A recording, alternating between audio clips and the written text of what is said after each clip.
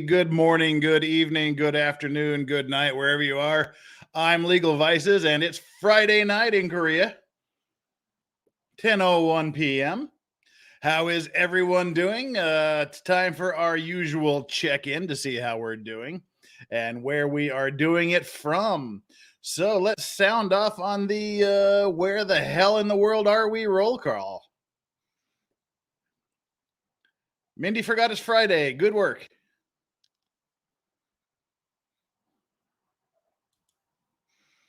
Okay.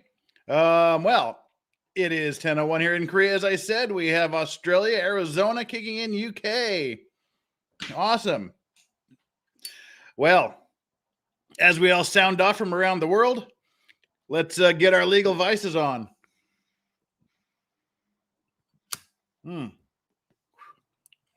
We are going to have one hell of an unbreaded night tonight, I think. Why? Because it's Friday and I'm still recovering from last night's Thursday outing. So, and Swan Lake Lady checking in from the old hometown of Brigham City, Utah.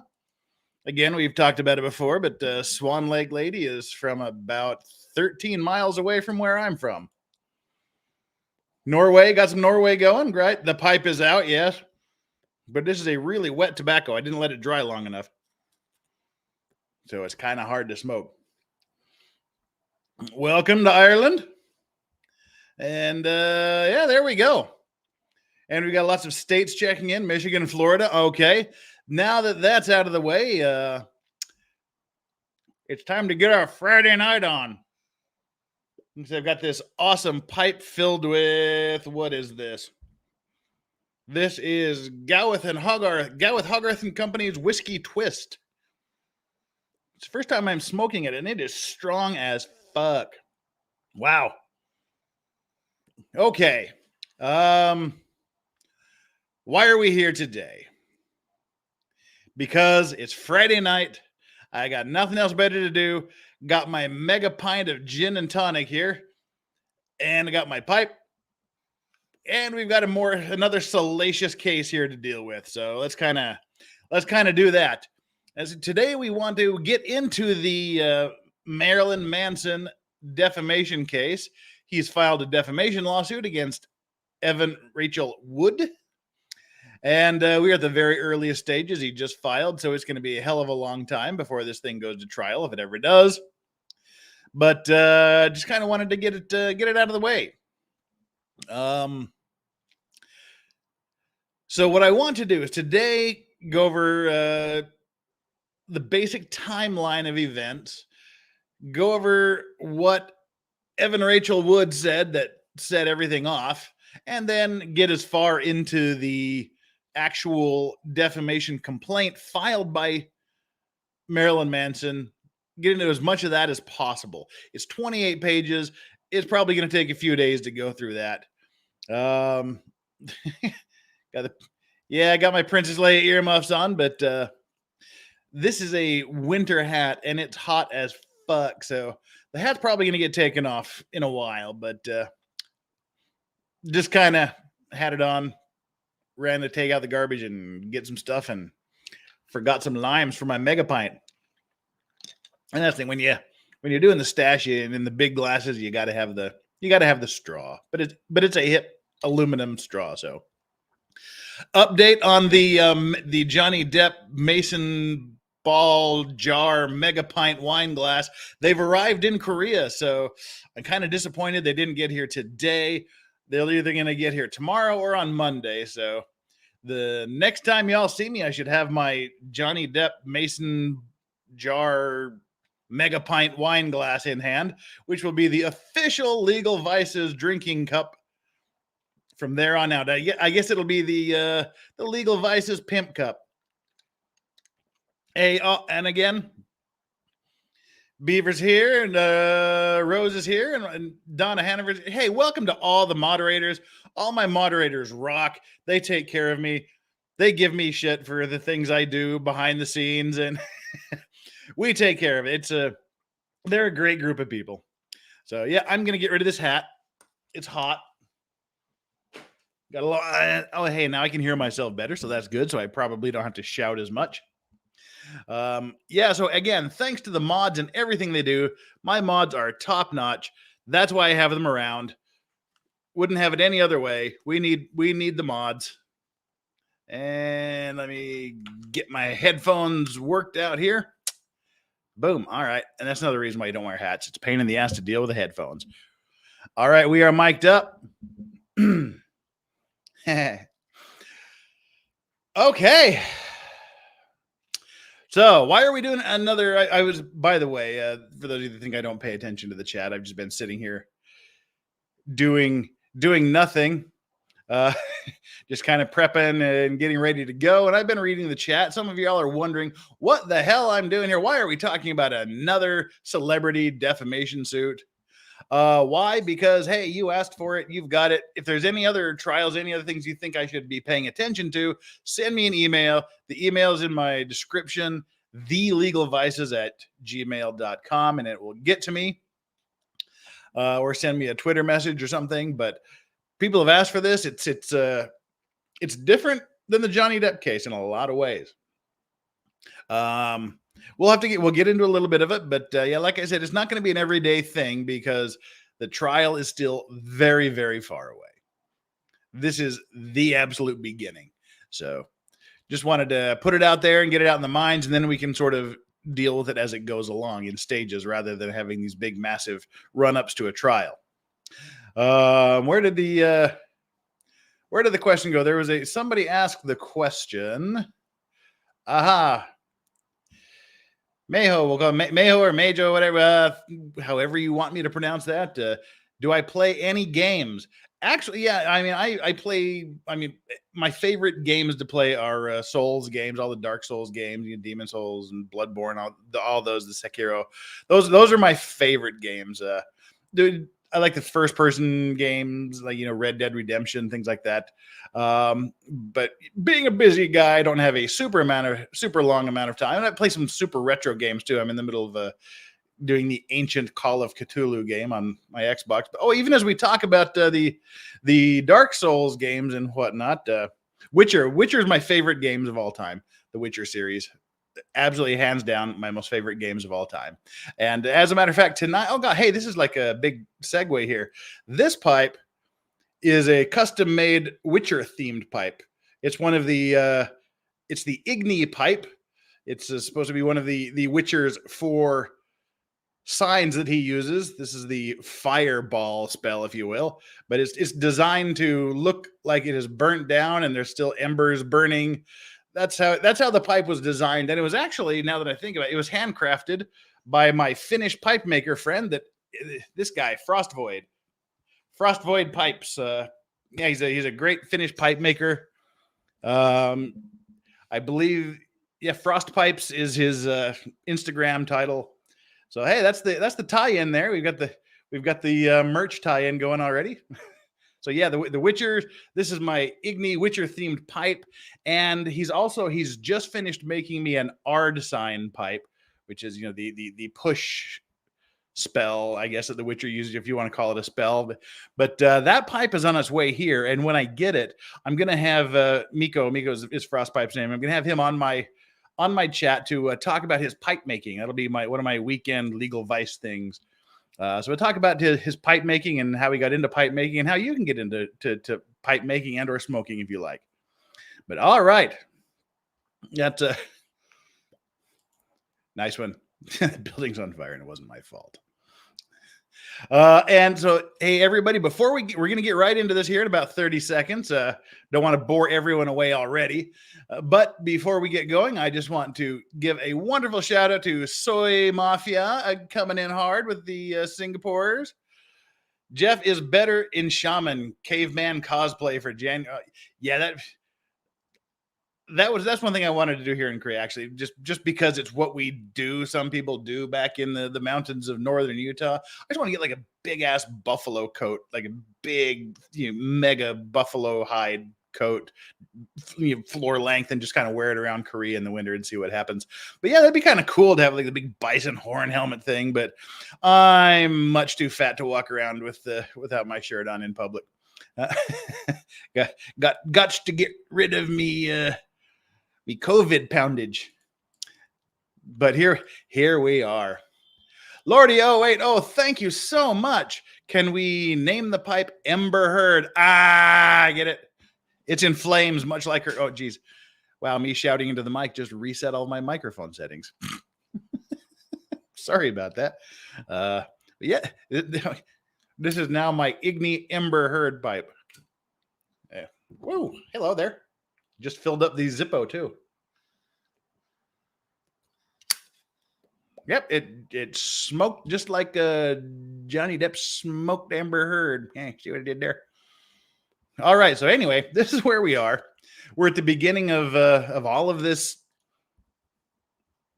allegations back and forth. Now, I don't know if anybody else has that's just a pain in the ass to smoke a pipe on camera. I don't know if anybody has formed any opinions on the Marilyn Manson thing yet. I haven't. Like at the beginning of the Amber Heard Johnny Depp allegations way back in the day, I sort of sided with Amber Heard.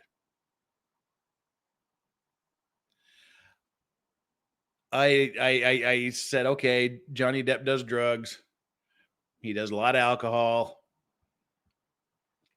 And I can see him hauling off and hitting a woman. So I was kind of thinking, okay, there's merit to her claims, there's validity to her claims.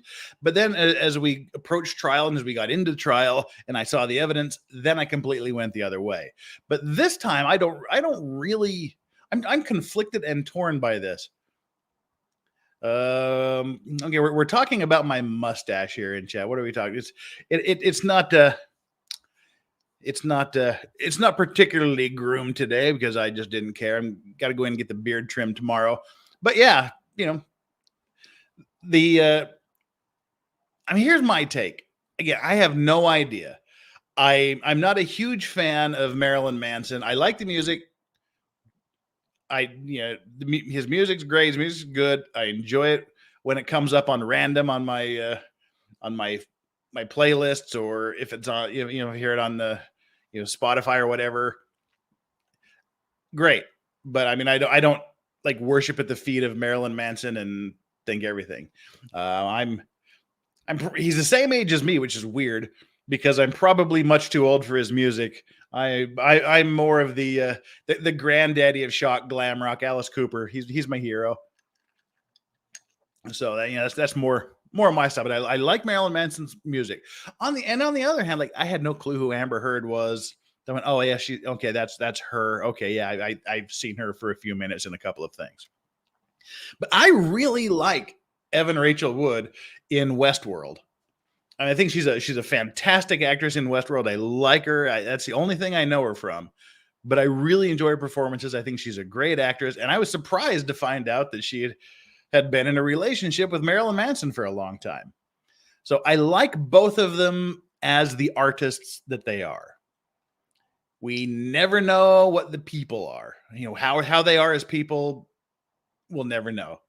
But as I said with the Johnny Depp and Amber Heard trial, you and I are never going to know the truth. We are never going to know the absolute truth. I would say that even those two don't know the truth. They don't know the reality because they both experience things through their own filters, whatever those filters may be. But that's where the presentation of evidence comes in. That's where witnesses, the trustworthy witnesses, credible witnesses, the believable witnesses, that's where the evidence, objective evidence comes in to see how close we can get to the truth and then decide which version of the truth is most credible, most reliable, and make our decisions based on that.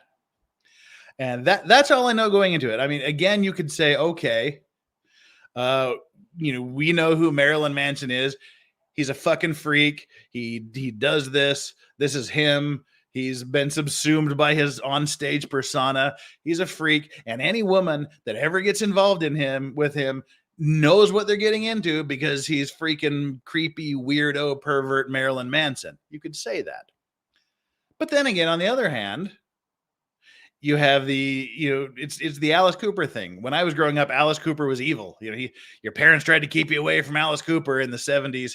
the late 70s and early 80s. My first concert was an Alice Cooper concert, thanks to my mother when I was 8 years old. So yeah. So I'm glad that my mother understood that what's going on stage isn't really the person. It's a stage persona. I mean, Alice Cooper is pure vaudeville. And I mean, for God's sake, he's a uber Christian. He teaches Sunday school in his church in Arizona. So,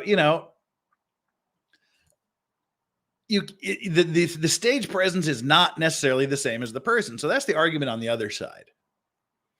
I mean, he could just be like, that's his stage persona. And he could be a really weird, geeky, nerdy simp backstage. We don't know, but that's what the evidence is going to show. And the same goes for her. She could be a true victim of all of the horrific things that she's accused him of. Or she could be a gold digger out looking to get paid. So I'm walking into this with a completely open mind. And that's kind of how I want to approach this particular trial. I like both of them as artists, don't know them as people. I want to see what each one of them are bringing to the evidentiary table. And to do that, we're going to lay a little background here. And while I'm doing this, please don't forget to like and subscribe to the videos, because I know that only about 40% of my viewers just reach down and click that like button. So come on, bring that up. And if you haven't subscribed, please subscribe to the channel and tell your friends about it so we can grow this thing and have even more fun. Let me check this out here. Oh, we've already done that one. Berry Cream, yes, please. If you want to know more about this case, I would check out Colonel Kurtz. Yeah, I've reached out to her. I sent her an email. I sent her a Twitter message, and I'm assuming that she hasn't seen it because she's still asleep. But yeah, she has been invited on. So if she sees it and wants to get here, she is more than welcome to come on, because she's the resident expert on all things Marilyn Manson. Doc McFuzzball, thank you so much. Ice-T said that in private, Eminem is a mostly humble, grounded guy. So I kind of wonder if the same might be the case for Manson. Yeah, I mean, that's the thing. I mean, I'm a horribly introverted person as well. I go out of my way to avoid people that I know on the streets and in supermarkets and things. But when you wake up, you put on the suit, you put on the tie, and you go into the office, you go into a role of lawyer man. So, and then I come home and I get to be me again. So we don't know what these people are like, but I think we're going to find out what both of them are like as the trial goes on, as the motions are made, as the pleadings. I mean, she's got to file an answer to this at some point. So we'll have to see how it goes. Ella B, thank you so much. There are way too many people saying the same thing. I hate to say my mind is semi-open, but it's going to be hard. Well, let me know your opinions as we're going through here. I mean, everybody has their opinions, and I'm trying to keep as objective as I can. So I think to begin this, we should start off with a timeline. Just kind of go through a basic timeline of events. And this is a timeline that was in Billboard magazine. And we'll just kind of go through. I mean, some of these aren't really related to abuse allegations, because he does. This is one thing. This is one area where he differs from Johnny Depp. As Ben Chu said, Johnny Depp's case was Me Too without Me Too. There was one person from his entire 58 years on planet Earth that came forward and said, "Oh, he did this to me," and that was Amber Heard. The closest anyone else came was Ellen Barkin, who said that there was some sort of argument with a group of people, and he just he tossed a bottle in the general direction of the people and didn't hit anybody, and nobody got harmed, and he walked out. That's as close as anyone else came. But in the Marilyn Manson case, we have a lot of people that are coming forward and saying Me Too. And so we'll get into some of those as well, because they're part of the timeline. So let's dive into the timeline of abuse allegations against Marilyn Manson. And let me check my Twitter here just to make sure this is, I don't know if you'll ever see this, but All righty. No response yet, but like I said, I don't expect her to actually respond because she probably has a life and hasn't seen it yet. But if she does, she's welcome on anytime. In fact, I will just send her the message again. Give me 2 seconds here.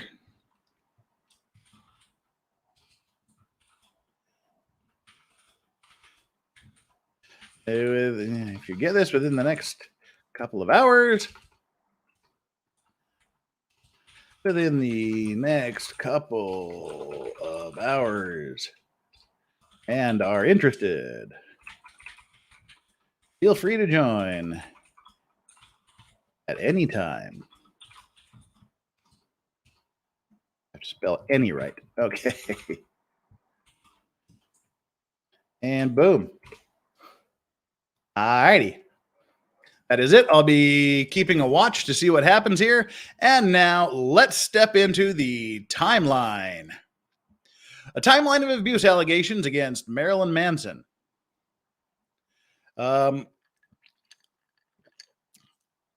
Mild trigger warnings, I guess, but nothing like the Shabusiness trial. There's not that many salacious details here. So this is Billboard magazine, the timeline of abuse allegations against Marilyn Manson.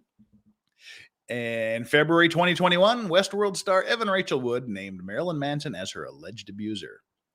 Here's what has happened since. Well, we want to go in the Wayback Machine here. Yeah, we'll talk more about her allegations in a minute, but what she's saying is, I'm here to expose this dangerous man and call out the many industries that have enabled him. Before he ruins any more lives, I stand with the many victims who will no longer be silent, she shared via Instagram on February 1. Wood and Manson had a relationship when the actress was 18 and Manson was 36. Okay. Exactly half the age. She sounds legal at this point. Yeah, good for him, good for her. And the pair were briefly engaged in 2010. Manson denied the allegations in his own Instagram statement. Obviously, my art and my life have long been magnets for controversy, but these recent claims about me are horrible distortions of reality, he wrote. My intimate relationships have always been entirely consensual with like-minded partners, regardless of how and why. Others are now choosing to misinterpret the past. That is the truth. So we've got the that's the argument that he's putting forth, I guess, so far is, hey, yeah, maybe we got into some freaky stuff. But hey, it was consensual. And I'm not going to kink shame anybody. Fly your freaking freak flag as freaky as you want to freak it. The thing that I don't like that is a byproduct, I think, of the Me Too movement. Again, it is something that undermines the movement as a whole, which I mean, I've seen it even here in Korea, people calling my office and wanting advice and things. And I know it's happening. It's happened to celebrities, it's happened to people like Johnny Depp. Is the time, I mean, okay, not Johnny Depp was, that was just her doing her thing. But Aziz, is that the guy's name? Where someone's had a bad date. They did something that maybe they regret the next morning, so they claim it's abuse. They claim it wasn't consensual.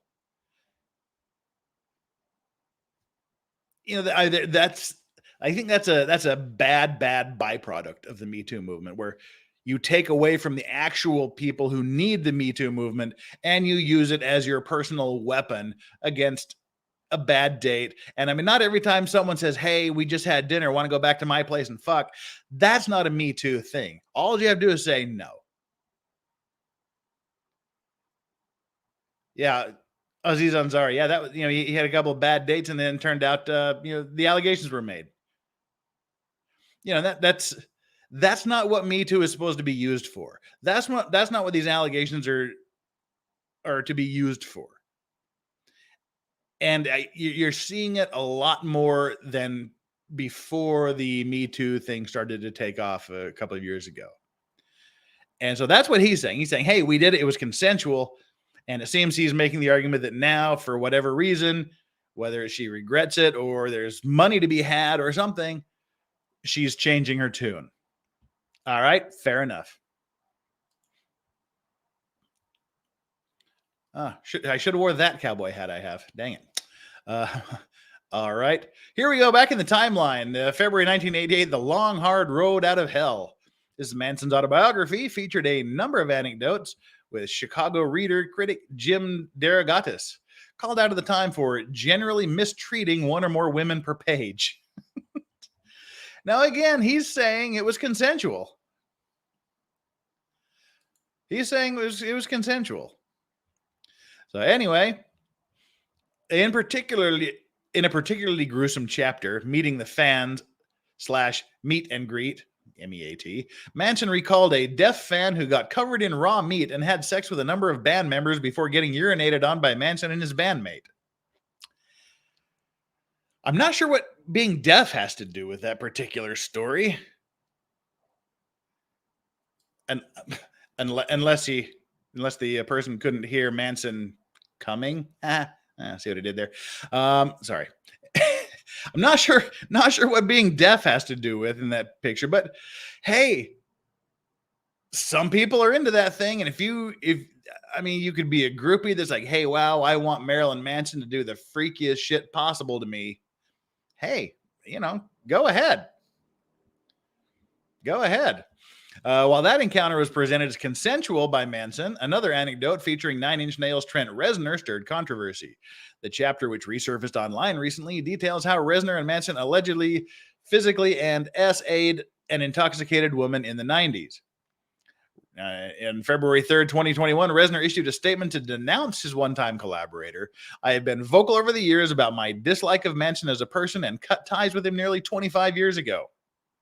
Reznor said in his statement to Pitchfork, as I said at the time, the passage from Manson's memoir is a complete fabrication.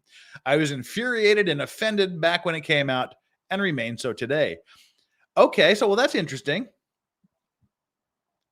That's interesting. Reznor says that incident was a fabrication.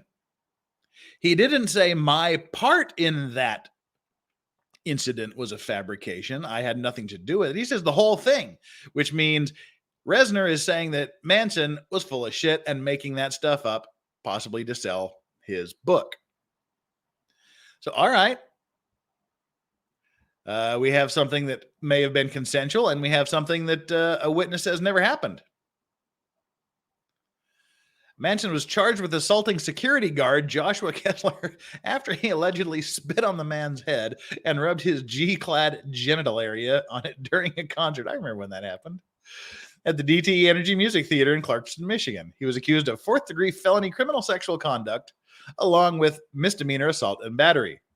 He pleaded no contest and received a $4,000 fine. And he and the security guard eventually reached a settlement. Okay, that was a creepy thing to do, and he paid for it.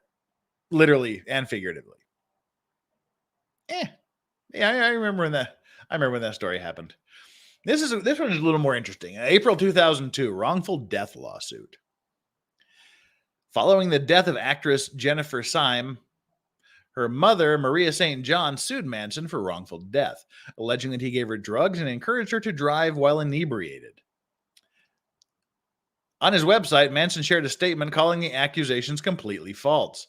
Manson believes that the lawsuit is completely unfounded and is investigating an immediate countersuit against St. John for slander, harassment, and abuse of the legal process.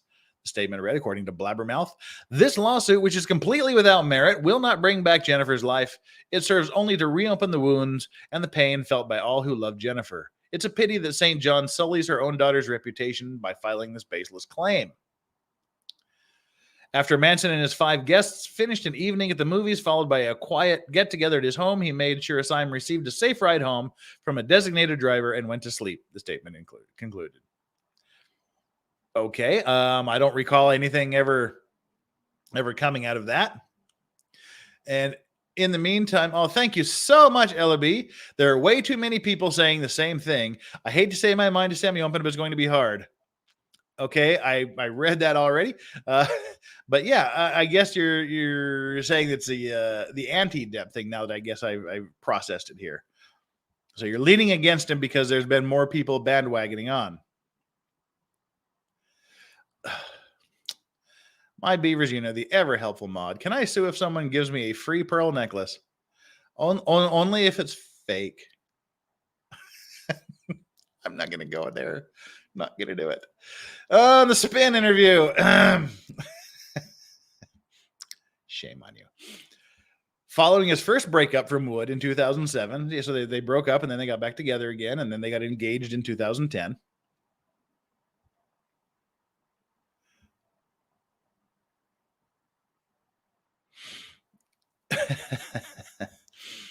I'm sorry, I just Doc McFuzzball here. As much as I want Jeff to get massive subs, I'm so in love with how unhinged and legit the chat is. Well, just imagine it with a million more people. That'd be awesome. All right. So, in an extensive Q&A that he said that he severely self-harmed following their split.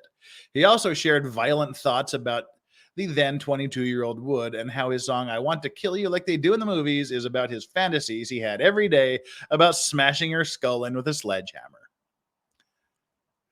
Again, words to another person I don't think constitutes violence against the person that's being talked to. And again, I'm pretty much convinced that a huge percentage of the things he says, because I've watched a lot of interviews and things he's done, I'm convinced that a huge percentage of what he says is just him being Marilyn Manson on interviews.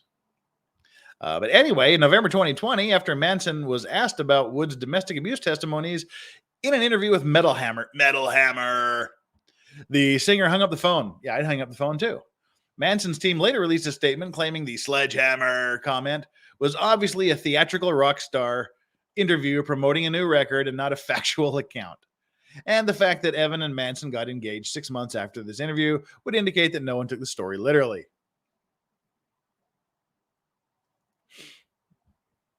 Alrighty then. Well, now we're kind of coming up into the more recent allegations.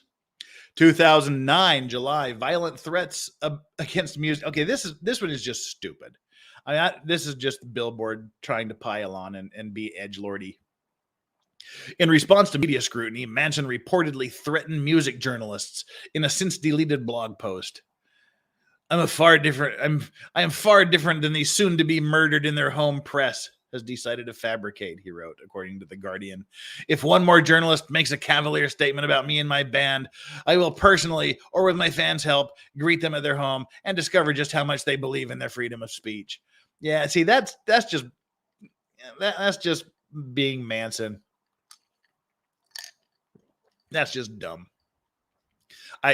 That shouldn't be listed in the I got bit by a mosquito. God damn it. That shouldn't be listed in the allegations of abuse against Marilyn Manson. That's just stupid. So, October 2010. Okay, this is interesting. Twiggy Ramirez allegations. Manson's longtime bassist was this is interesting because it has nothing to do with Manson.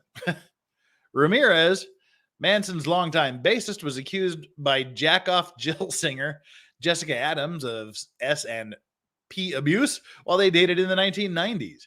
Following the allegations, Ramirez, real name Jordy White, was removed from Manson's touring party. Manson said in a statement announcing the exit that he knew nothing about these allegations until very recently and am saddened by Jessica's obvious distress. In a statement to Pitchfork, Ramirez said that he had only recently been made aware of these allegations from over 20 years ago and claimed, I do not condone non-consensual sex of any kind. And Jessica Adams thanked him for that. Thanked him for parting ways with the guy. So why is this in the list of allegations against Marilyn Manson? I have no idea, because it wasn't him, had nothing to do with him. But it's just journalism.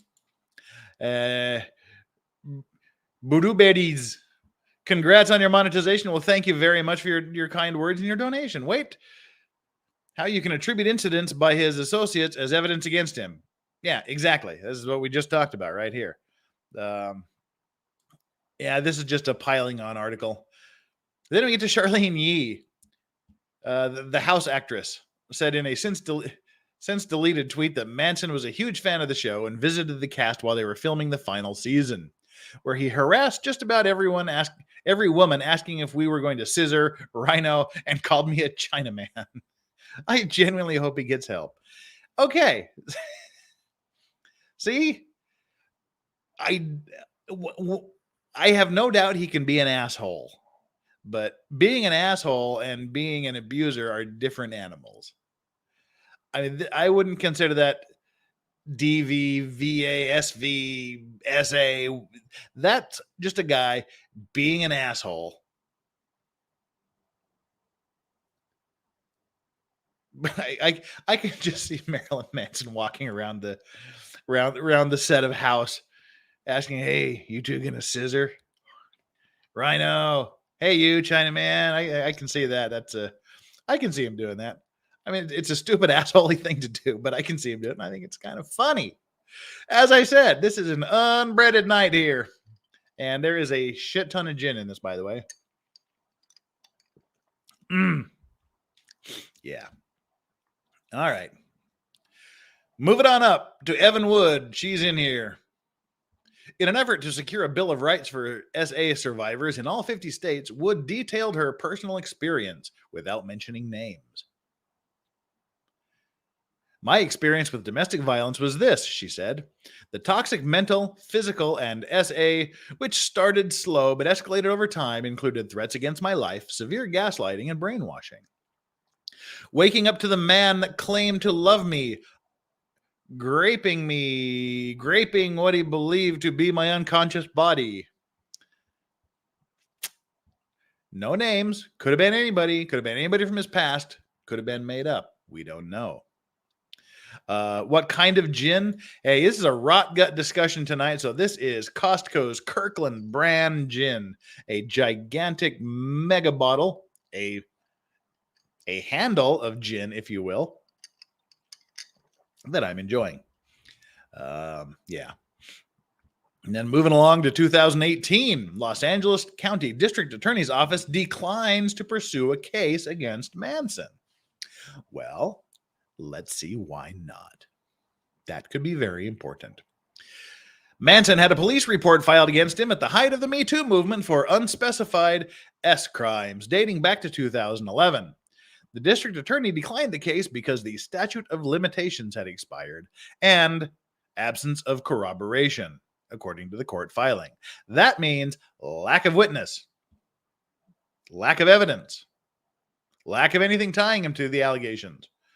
Too late and no evidence. The statement says, under current policy, the Los Angeles County District Attorney must investigate any claim of SA, no matter how outlandish. Were they hinting it's outlandish? It's not surprising that the district attorney, after investigation, summarily rejected the claims made in a police report filed by a former acquaintance against Brian Warner, PKA, professionally known as Marilyn Manson. The singer's attorney, Howard E. King, Esquire, said in any lawyer that puts Esquire at the end of his name is a douche, except for Andrew from Legal Mindset, by the way. He's the only one that gets a pass. The allegations made to the police were and are categorically denied by Mr. Warner, and either completely delusional or part of a calculated attempt to generate publicity for the claimant's business of selling Manson memorabilia. The police report that spurred the investigation was accompanied by the woman's press release and other attempts to generate publicity that fraudulently claimed she was held captive by Mr. Warner for 48 hours in 2011. Any claims of impropriety or imprisonment at that or any other time is false. All right, so not going ahead with that one. And moving up to 2019, another allegation from Wood. We're getting closer to the moment. We're getting Wood. Wood once more declined to name her abuser while detailing her experience with domestic violence. Can't get enough Wood. She hasn't named her attacker yet. Alpha Fox Adam Costco rebrands products all the time. That may be a name brand gin just marketed as Kirkland. You should give it a look when you have time. Yeah, I think this is just kind of, it's gin. It's nothing spectacular, but they do have some amazing. They have like two different vodkas. One is like a few dollars cheaper than the other one. The cheapest one, it sucks and is battery acid and is rotten. But the Kirkland brand, slightly more expensive vodka is actually Grey Goose. And so that's awesome. They have some great whiskeys and things, but We'll have to get into that some other time. So, Wood, she hasn't gotten Wood enough to name her accuser yet. But the fear of being judged by society is debilitating, she said. And the fear of retaliation from my abuser is paralyzing, she said. I have been diagnosed with complex PTSD, including disassociation, panic attacks, night terrors, agoraphobia, impulse control, chronic pain in my body, among other symptoms. Okay, now I don't want to demean or denigrate or deny the possibility that this is actually the case. But when I see this much being piled on in one single diagnosis, and also being aware that she's a fully functional actress, it kind of makes me go, how does she handle her acting career?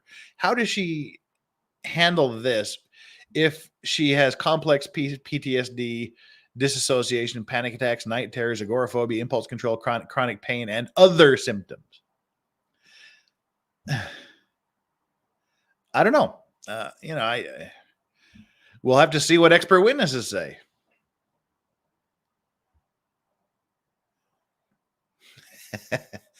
Beavers, I wonder if Dr. Trashbag Hughes will be her expert witness.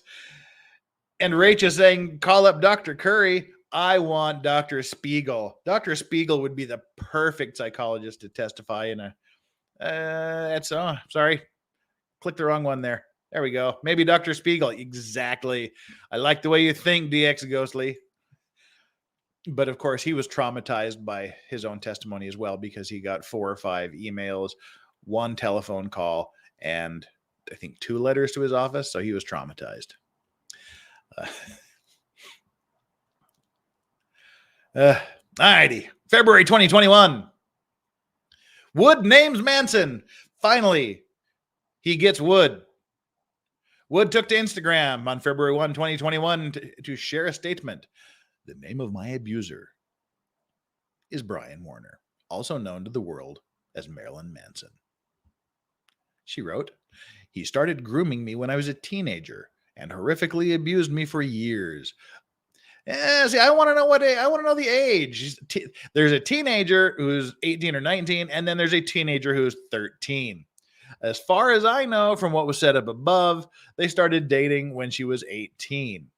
So when you say that you were groomed as a teenager, that to me means early teens and not after you've reached the age of majority and are adult who's able to smoke and vote and join the military. Should be interesting to see. I was brainwashed and manipulated into submission. I am done living in fear of retaliation, slander, or blackmail. She continued, I am here to expose this dangerous man and call out the many industries that have enabled him. Before he ruins any more lives, I stand with many victims who will no longer be silent. Following her post, 4 other women came forward with similarly horrifying allegations against Marilyn Manson, with their accounts shared by Vanity Fair.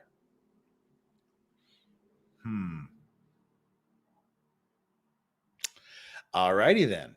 Well, skip ahead a few more days. Manson, the musician, took to Instagram to deny Wood.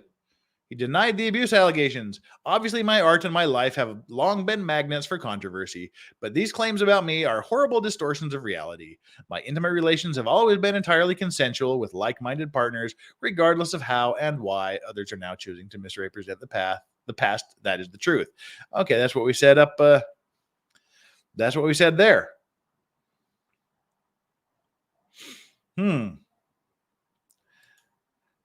Adam Presley says, according to the HBO documentary, she was 13 when they met. If that's true, then yikes. But yeah, well, we'll have to see what the evidence says. The documentaries are normally not all that great. In fact, we're going to be talking a little bit about Ms. Wood's documentary later.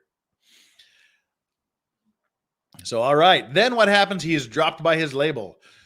In light of today's disturbing allegations by Evan Rachael Wood and other women naming Marilyn Manson as their abuser, Loma Vista will cease to further promote his current album, effective immediately.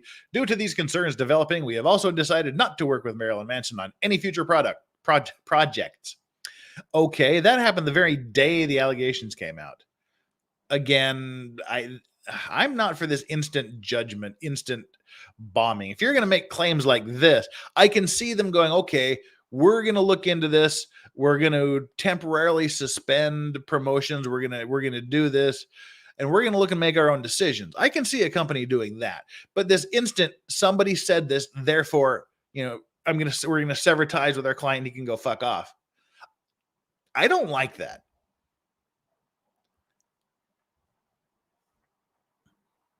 Manson was also edited out of an episode of Star's series American Gods, in which he had a recurring role. I did not know that. That's a great show, by the way. Great book by Neil Gaiman. I did not know he had a role in there. While AMC's Shudder service confirmed it will not be airing a segment of a forthcoming episode of Creepshow TV series in which honestly, he'd be great in Creepshow. So these are all the knee-jerk reactions before the evidence comes out. Now, we're getting into the current events here.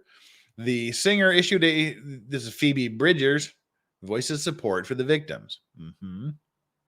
The singer issued a trigger warning on Twitter before delving into her experience at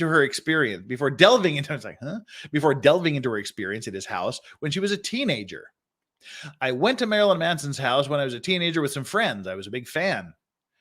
Okay, why are you going to Marilyn Manson's house? Okay, this sounds like victim blaming, but it's just me going, why? I get why a teenager would want to go to a rock star's house. Why would the parents allow their teenage daughter to go to a rock star's house, let alone Marilyn Manson's house? Sounds like bad parenting to me. He referred to a room in his house as the beat room. I thought it was just his horrible frat boy sense of humor. I stopped being a fan. I stand with everyone who came forward. Oh, what the hell? That was a helpless and useless comment.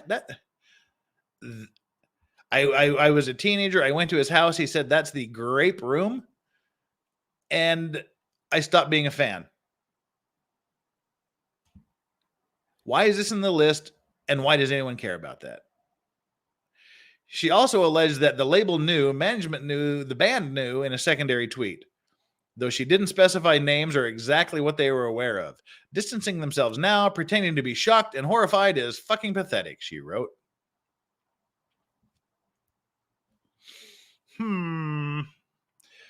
She alleges the label knew. I'm going to get rid of that here. So yeah, so that's her story there.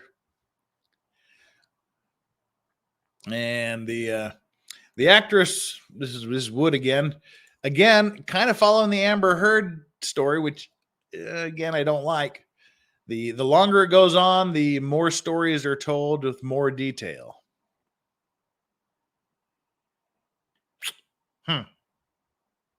Well, let's see.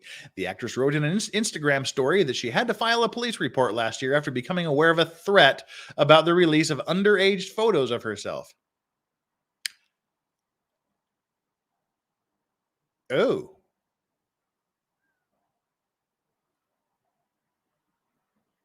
Okay.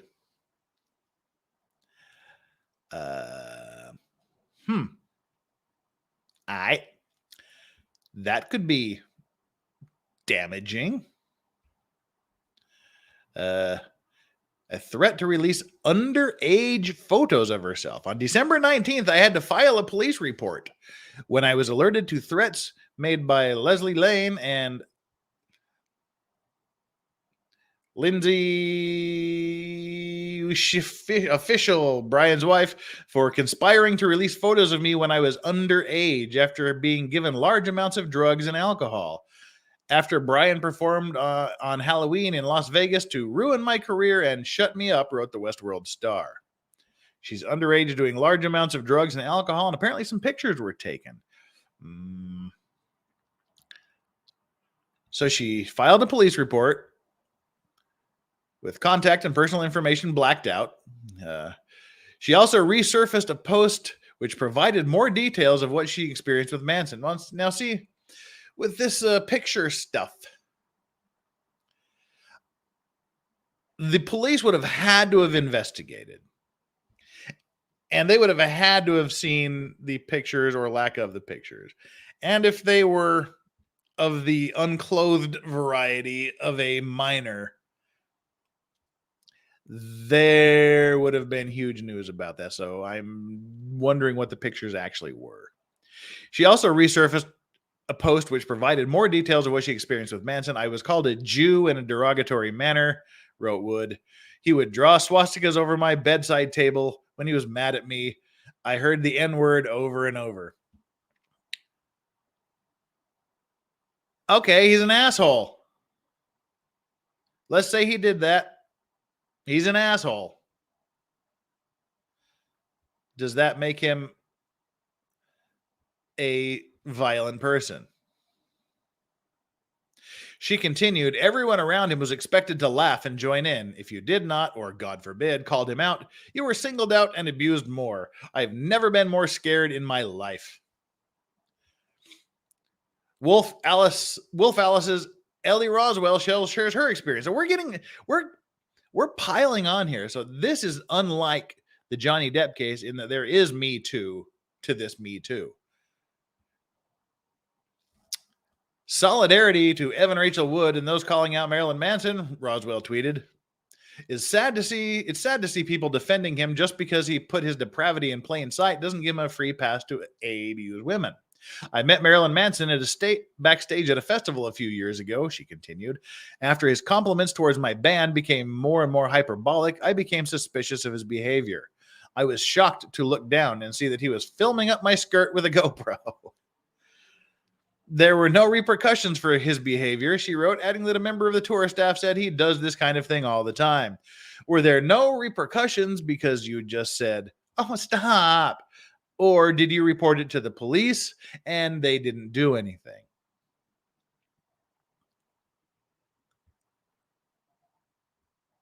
All right, there's the tweets. We're coming to the end of the article here. Again, this is all within the same time frame last year. Esme Bianco comes forward, the Game of Thrones actress. Who'd she play in Game of Thrones? Esme Bianco. I don't know. Detailed her relationship with Manson, whom she called a monster who almost destroyed me and almost destroyed so many women. In a story in the New York Magazine on February 10th, in a piece, she alleged that during their years-long relationship, Manson assaulted her without consent. This is the music video. Okay. Without her consent in a music video shoot, and during sex, rigidly set rules for her life, and once chased her with an axe. Again, was this consensual and then you didn't like it, or did this was this actually something you didn't want from the beginning?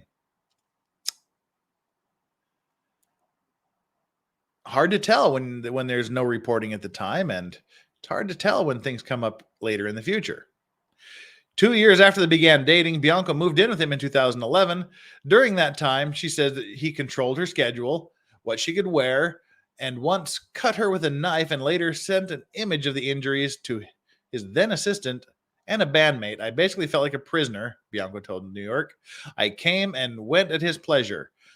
Who I spoke to was completely controlled by him. I called my family hiding in the closet, she says. The actress said she fled Manson's apartment in June 2011 and later broke up with him. Manson's lawyer did not respond to Bianco's claims when reached by the New Yorker. By New York, sorry. So then Bianco sues Manson and his former manager. The accused shock rocker of SA assaulting her on various occasions dating back to 2009 in a lawsuit filed April 30th. Now remember this. Remember, Bianco filed the lawsuit. Unconscious, including times when she was he allegedly arred her, including many times when she was unconscious or otherwise unable to consent. The suit also claims that Manson and his former manager, Tony Ciula, violated the Trafficking Victims Protection Reauthorization Act when the rocker employed fraud to convince her to move to the U.S. for a video and a movie that didn't happen. Well, Manson responded on May 1st. The Associated Press reported that Manson denied Bianco's claims with a statement from attorney Howard E. King. These claims are provably false. To be clear, this suit was only filed after my client refused to be shaken down by Ms. Bianco and her lawyer and give in to their outrageous financial demands based on conduct that simply never occurred. We will vigorously contest these allegations in court and are confident that we will prevail. So his response then is, oh, she tried to blackmail me, and we're calling her out on it. Ex Ashley Morgan Smithline details alleged A stories. In the People cover stories, Smithline went into detail about the alleged A she suffered while in a relationship with a rocker. I survived a monster. People like to use this word monster. She told the magazine. Smithline claimed that Manson whipped her, cut her, SA'd her, and more. His spokesperson denied the allegations to the magazine. Again, is this consensual? Is this your kink? And later you want to have plausible deniability that you liked it at the time, you loved it, that's the kink you're into, but then as you mature and get older and you want to get away from that image, do you have to go back and say, oh, I didn't want it, it was all, I was brainwashed, we don't know.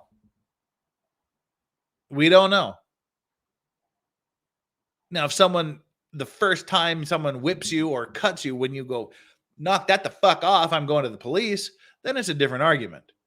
But it's much harder to prove later than it is at the moment.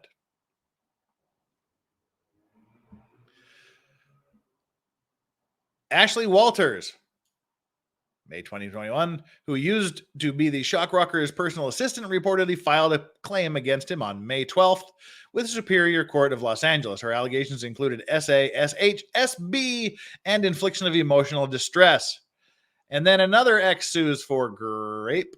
Another ex of Manson's filed suit against the rocker on May 28th, alleging he R-ed her and subjected her to degrading acts of sexual exploitation, manipulation, and psychological abuse. A member of his team strongly denies the allegations. And Smithline goes in for a lawsuit. I mean, this just goes on and on. And then Manson files to dismiss Bianco's suit. Oh, yeah, that's right. Smithline was afraid at the time that he would kill her. So July 2021, Manson files suit to dismiss Bianco's lawsuit, citing the statute of limitations, argued to dismiss the Game of Thrones actress's lawsuit. The filing calls her allegations untrue, meritless, claiming they were coordinated attack by multiple plaintiffs.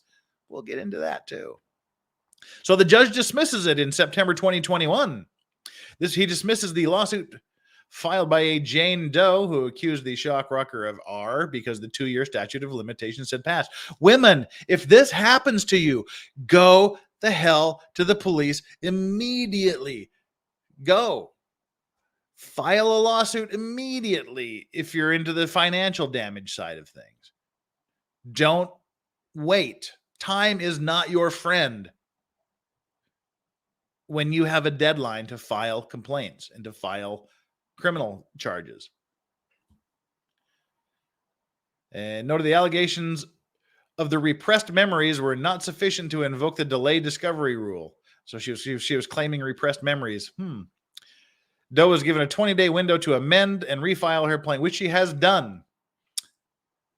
So back on the table. Manson's home was raided. January 2022. Now we're in this year. In the document Phoenix Rising, Part 1, Don't Fall, which premiered at Sundance. Now, mind you, this documentary, which we'll get into during the complaint, is a documentary made by Evan Wood, her girlfriend, by their production company, by their charity, by themselves. So this is Evan Rachael Wood's documentary, which should be taken with a grain of salt as an interested person. The actress recounts the alleged abuse, claiming that Manson drugged her and R-ed her while they filmed the music video for his song Heart-Shaped Glasses. Manson's continued to deny our allegations. His attorney, Howard King, told Billboard in a statement of all the false claims that Evan Rachael Wood has made about Brian Warner. Her imaginative retelling of the making of the heart-shaped glass music video 15 years ago is the most brazen and easiest to disprove because there were multiple witnesses. Evan was not only fully coherent and engaged during the 3-day shoot, but also heavily involved in weeks of pre-production, planning, and days of post-production editing of the final cut. The simulated sex scene took several hours to shoot with multiple takes using different angles and several long breaks in between camera setups. Brian did not have sex with Evan on that set, and she knows that this is the truth. That sounds like that's one that could be proved easily one way or the other. Now, here we are with this case. On March 2nd, this is the big one that's coming up eventually at some point in the future if it doesn't go away. The shock rocker filed a defamation lawsuit against his ex-fiancée, calling her allegations of SA against him malicious falsehood. He claims that her organized attack is why she's been accused by multiple women of misconduct since the actress first named him as her alleged abuser in February 2021. The detailed complaint has been filed to stop a campaign of malicious and unjustified attacks on Brian Warner. His attorney, Howard King, told Billboard, adding the evidence of wrongdoing by Wood is irrefutable.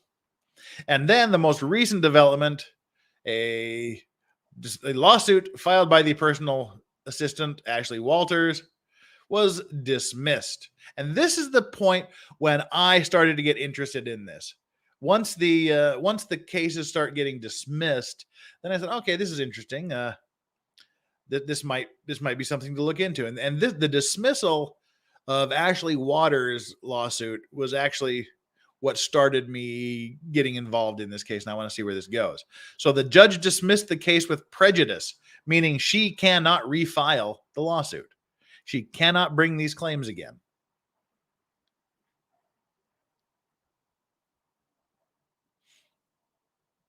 Walters originally filed her lawsuit against Manson in 2021, alleging SA, SB, SH, and intentional infliction of emotional distress.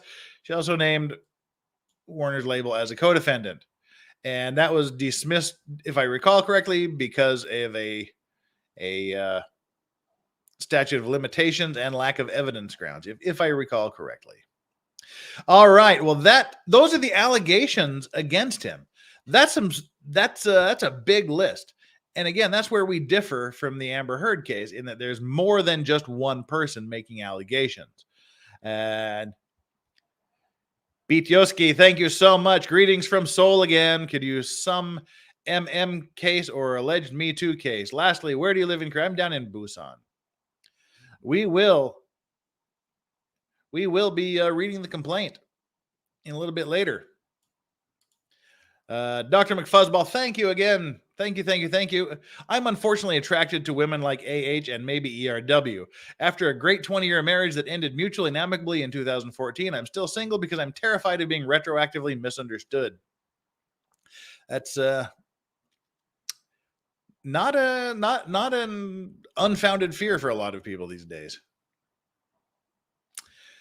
So, well, here we are. That's the timeline of events. And again, welcome to everybody that joined me during all of this. We've just gone through the timeline. Then we want to take a look at a few specific allegations that Evan Wood is, I almost said Amber Heard, that Evan Wood is making, and then get in a little bit into the complaint that the defamation complaint that Marilyn Manson filed against her, which sheds a lot of light on things, and it's very interesting.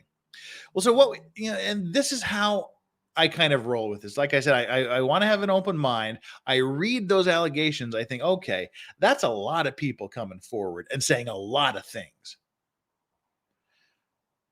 And then you have to start thinking, well, where there's smoke, there might be fire. Maybe there's something to it if so many people are here. But then there's been the cases that have been dismissed for certain reasons, which whittles down the numbers. But you read these and think, oh, holy shit, what a horrible human being. He probably needs to go to jail forever and be buried under the prison. But then he also has a side. He has a side of the story.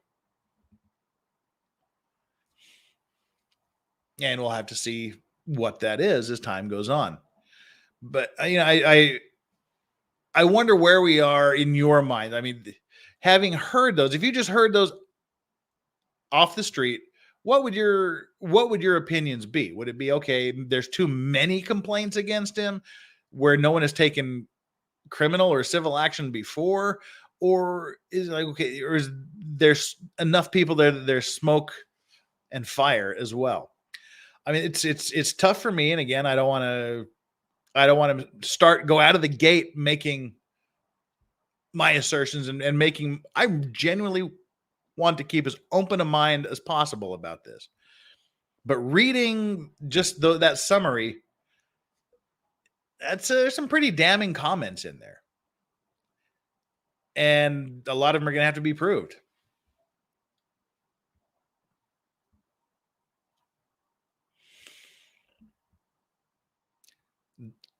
That's why we have trials. That's why we have, that's why we have juries, so they can look into it and make the decisions and tell us which side they believe.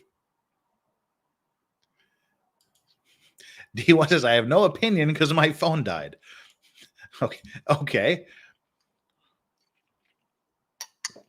I hate Matt Miller says it's all bullshit.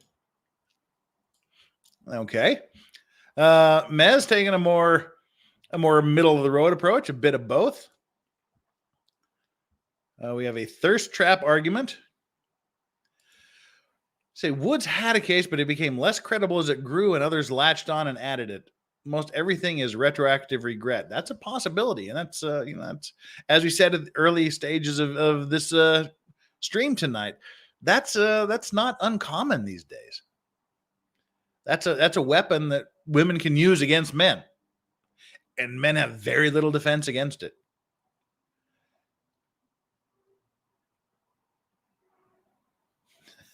Shlomo says Busan has great perimeters. It does. So, all right. That's the general big picture. Now let's take a step into the specific and look at an article about the claims that Evan has made against Brian Warner, professionally known as Marilyn Manson. We need to bring up that article. And while I'm doing this, while I'm bringing up this article, please feel free to jump down there and hit the like button, hit the subscribe button, and let's get this thing rocking. Evan Rachael Wood. Yep. Okay. I'm not ashamed of begging for likes, begging for subscriptions. We can do it. All right. Here we are. Let's go up to the top of the article.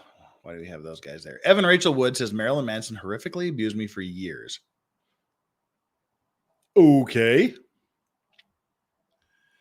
Westworld actor Evan Rachael Wood, who has testified, this is a short article, by the way, who has testified before Congress about her experience with DNSV, said Monday that she was horrifically abused by the musician Marilyn Manson, her ex-partner.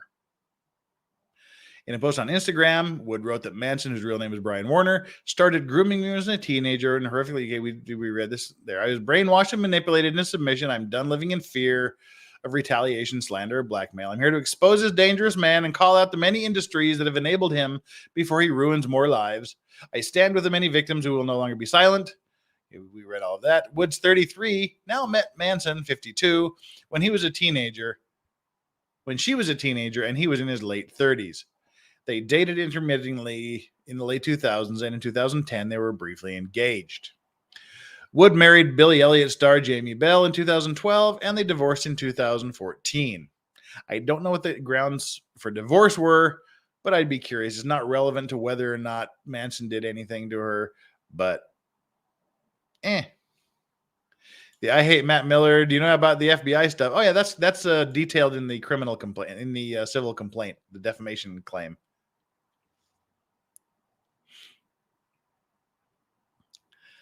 All right. Man, okay, this is the quote that we just had from Manson. My art and my life have long been magnets for controversy, but in these recent claims about me are horrible distortions of reality. My intimate relationships have always been entirely consensual with like-minded partners, regardless of how and why. Others are now choosing to misrepresent the past. That is the truth. So Manson's record label, Loma Vista, as we said, they stopped promoting him. The Metal Hammer interview where he walked out, we just talked about that. And in a subsequent statement to the magazine, Manson's British public relations representative said, in part, personal testimony is just that, and we think it's inappropriate to comment on that.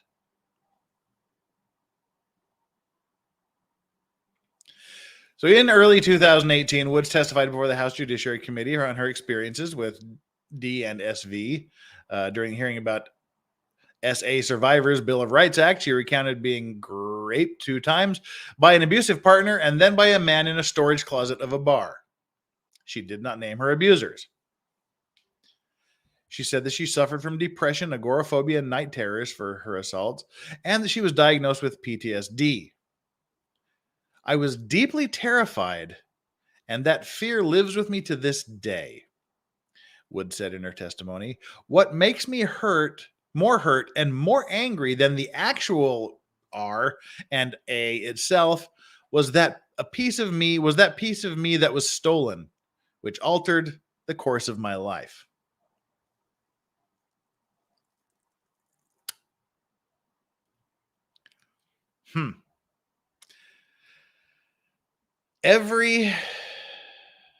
What makes me more hurt and more angry than the actual R and A was the piece of me that was stolen, which altered the course of my life. That's her side of the story. In a nutshell. Now, what we know is that he was also involved with Dita Von Teese and the other one, Rose McGowan. She was involved with both of them, and both of them have said that he never abused them. Now, Rose McGowan is a huge Me Too'er. You'd think that if something had happened to her, she would be bandwagoning and joining on the Me Too against him. But even though she's a big Me Too person, she said he never was that way with her. But again, so, it's fly your fucking freak flag. I mean, you can, as long as it's between 2 consenting adults, be as fucking freaky as you want, but know what you're getting into before you get into it. Use Johnny Depp's safe word, couch, if you have to. The next day regret is not a legitimate thing. And that's kind of what we have to look at here. Is this I have to rehabilitate my image. I've had this wild image for the last X number of years, and now I have to, show myself as a legitimate actress. And so therefore I have to disavow my past. And the way to do that is to say it didn't happen. Is there other motivation for it? Did it actually happen? Again, it could have happened exactly the way she said it. But she's got to be able to support it. She's got to be able to support this. But he also, again, has the burden of proving that it's a false statement. His lawyers tend to be taking the hardline approach, saying that it's irrefutably provable. So we'll have to see.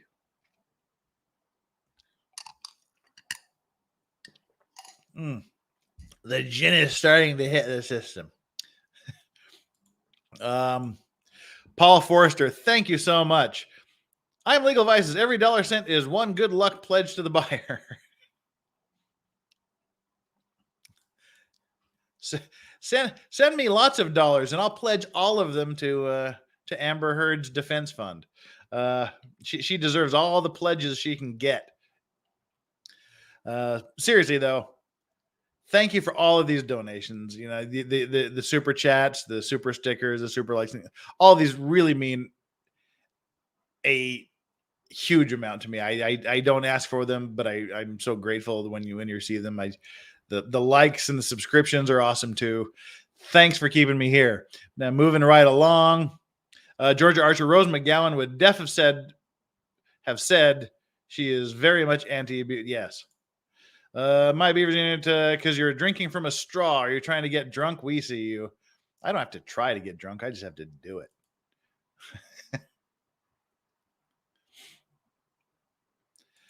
Didn't Dave Chappelle have a skit about pre-sex contracts? That's not too far out of the realm of possibility these days, you know. I mean, I know that was a thing back on college campuses a while. I don't know if it still is, but I mean, you basically have to do the I agree to do this, check, sign. I agree to do this, check, sign. You know, a bit of a mood killer, but hey, you know, protect yourselves as much as you can. I mean, it's crazy. A love contract. And Doc McFuzzball says, my ex-wife hit me aggressively for the first 3 or 4 years of our relationship. She'd have a dream I cheated on her and wake me up with her fists. I never hit back, but had to threaten to make it stop. Yeah, it's shit happens. You know, it's sad, but this is these things happen to both sexes.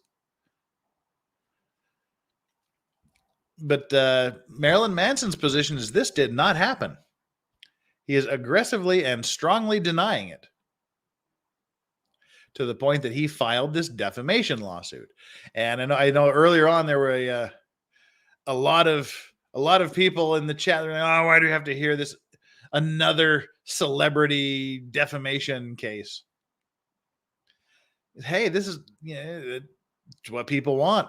You know, people like to look into the dark corners of celebrities, especially ones that they can look at. Like Marilyn Manson is definitely a freaky guy, one way or the other.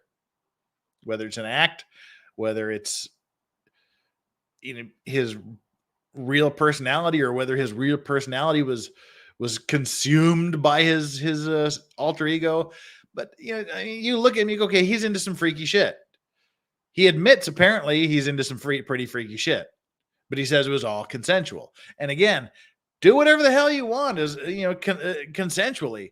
I mean, hey, that's what we're here for. If it feels good, do it. Do it again. But don't just use that as a weapon when you grow tired of it and you have to rehabilitate yourself and you want to be taken more seriously. And that seems to be what Marilyn Manson is arguing is going on here. You have the past regret. You want to clean it up. And so you do this. Oh, my Beavers unit. Thank you so much. Read for me. I joke a lot. If I ever cross a line, please know. I know how to turn my personality off. Anyone hurt or in pain knows I stand with you. Thank you. It's red, and I agree.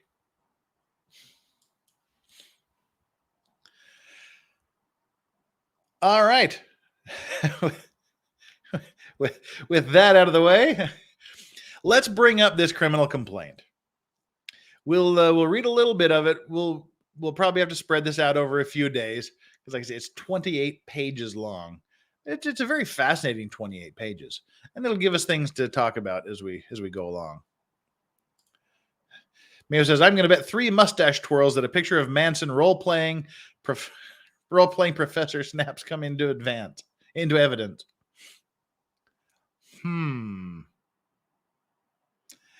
Yeah, I think if this goes to trial, the evidence is going to be very interesting, I think. I certainly hope it's televised, because I'll be all over that shit.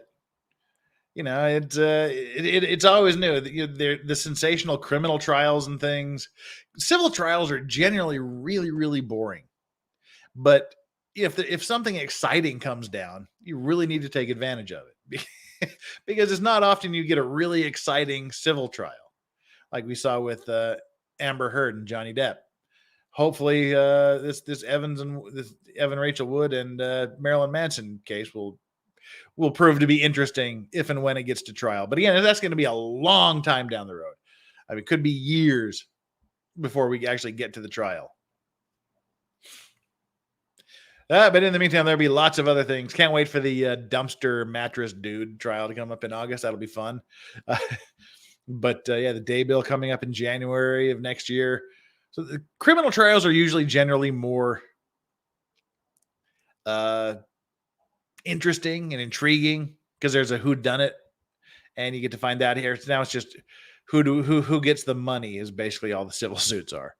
Now, the lawsuit claiming defamation was filed by Marilyn Manson against her very recently. And here is a copy of that right here. Got it. Thank you, Microsoft Edge. Why am I in Microsoft Edge? What happened to my Chrome? Whatever. Okay.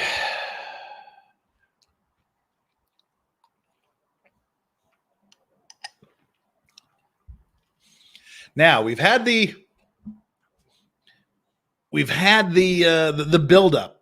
We've had the allegations, not only by Evan Rachael Wood, but by many, many other women who are also claiming these things. Is it all coincidence they all happened at the same time? Or is it one of these deals where one person claims and then everybody else feels more confidence to come out with it, to come out with their own personal stories and to bring their views into it, to make their claims?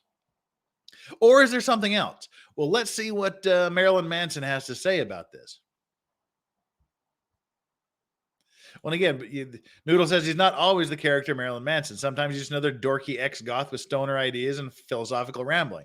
Yeah, that's what we were saying at the beginning. It's kind of everything Simon. I misread that and clicked on it. But yeah, no, Noodle, you're right. I mean, that's what we talked about at the beginning of this. When I was a kid, it was Alice Cooper. But my mother knew Alice Cooper was vaudeville. It was stage. It was a show. It was theatrics. It was the theater of the macabre. And she understood that, and she taught that to me. And that's, and then you find out Alice Cooper is actually a Sunday school teacher, a devoutly Christian thing. The stage persona is not always the person who they are. And I think we'll get to see one way or another who the real Marilyn Manson is, because when he does the interviews, he's the standoffish prick and you watch any interview he does, he always tries to make himself be like 10 times smarter than the interviewer. He has that Marilyn Manson persona, but he's going to have a come to Jesus moment with his lawyers if he takes the stand, and he'll have to be his authentic self, because you can't be that big of an asshole and a dick in court. So we have the lawsuit. Attorneys for plaintiff Brian Warner, Superior Court of the State of California, County of Los Angeles, Central District. Brian Warner, professionally known as Marilyn Manson. Complaint against Evan Rachael Wood, Ashley Gore, also known as Ilma Gore.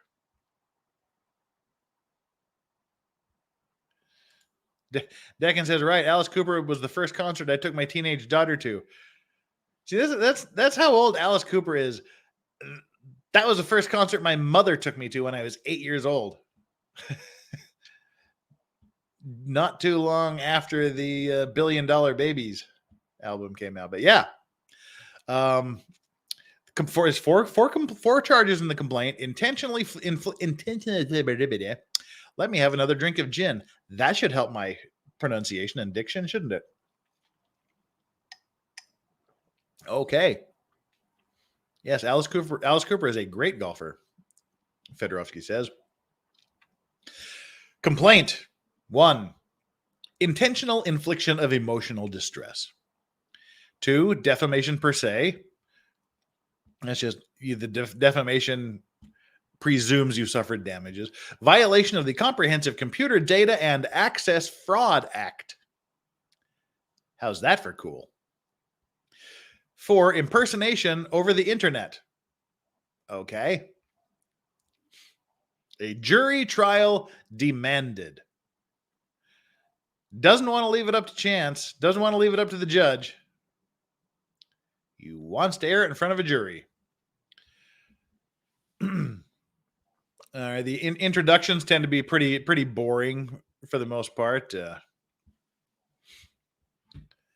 So this action arises from the wrongful and illegal acts done in furtherance of a conspiracy by defendant Evan Rachael Wood and her on-again, off-again romantic partner, defendant Ashley Gore, aka Ilma Gore, to publicly cast plaintiff Brian Warner, professionally known as Marilyn Manson, as a artist and an A-er.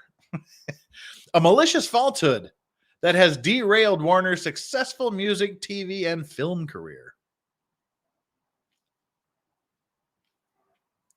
Okay. Wood was in a serious romantic relationship with Warner from 2006 to 2010, during which time she soaked up the spirited rock and roll lifestyle that came with being Warner's significant other. Oh, I always like quotes.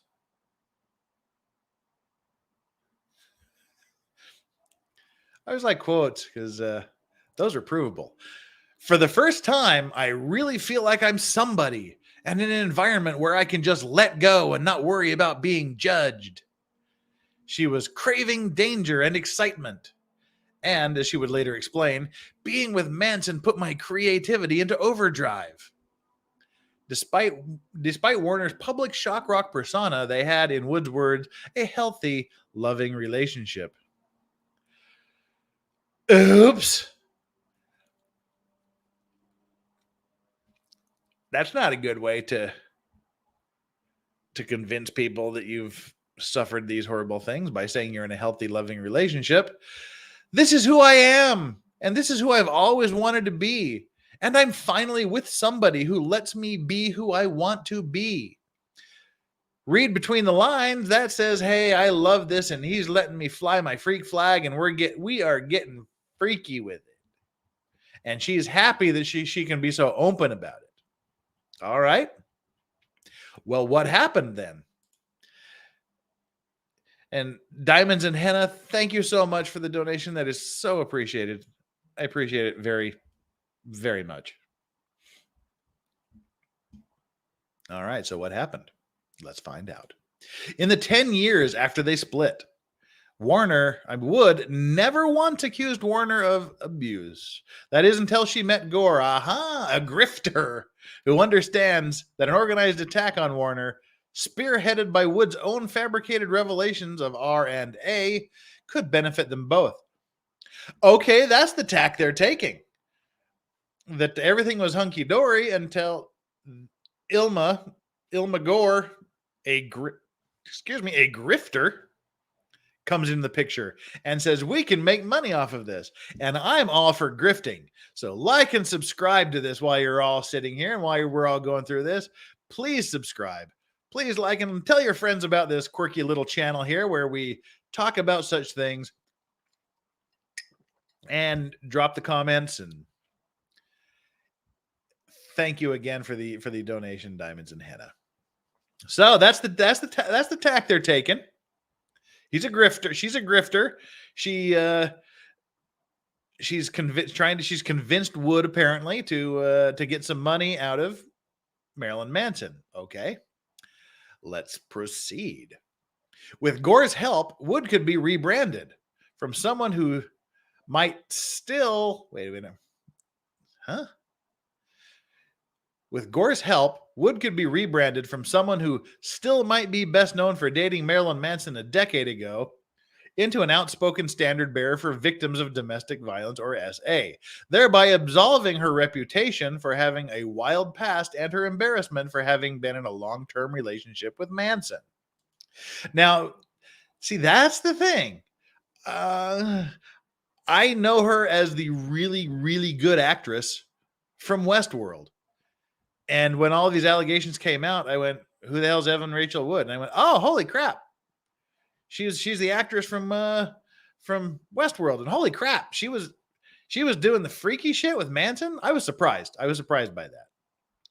So rebranding her, I don't know how many people know her from anything other than Westwood, but I think she's a great actress.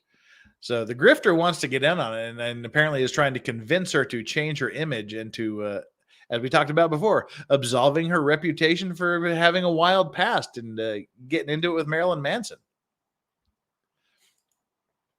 Nathan Hewitt, thank you so much. Making the rounds this morning. You got me back into cigars. Fond memories of hand-rolled Cubans on Isla Morada.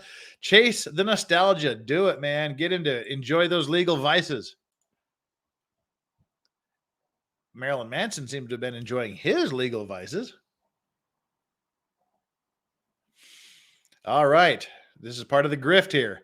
To that end, for at least the last 2 years, Gore and Wood have secretly recruited, coordinated, and pressured prospective accusers to emerge simultaneously with allegations of grape and abusui against Warner, and brazenly. I like that word, brazenly. That's the good word. Then the word needs to come back. I loved when the judge used it in the Rittenhouse trial. Don't you get brazen with me. So brazenly claim that it took 10 or more years to realize their consensual relationships with Warner were supposedly abusive. Yeah, I'm not a huge fan of recovered memories. I mean, I find them to be wholly unreliable. I mean, I'm not saying it doesn't legitimately happen in certain cases, but it's way too pervasive in situations like this, I think, for it to be too credible. Wood and Gore's wrongful conduct in furtherance of their conspiracy is staggering. Bullet point number 1. They impersonated an actual agent of the Federal Bureau of Investigation by forging and distributing a fictitious letter from the agent to create the false appearance that Warner's alleged victims and their families were in danger, and that there was a federal criminal investigation of Warner ongoing. Yeah, falsifying letters from actual FBI agents isn't the greatest idea. We'll look at that later. We'll look at the actual letter later. They provided checklists and scripts to prospective accusers, listing the specific alleged acts of abuse that they should claim against Warner. We'll look at those attachments as well in due course, as we lawyers like to say.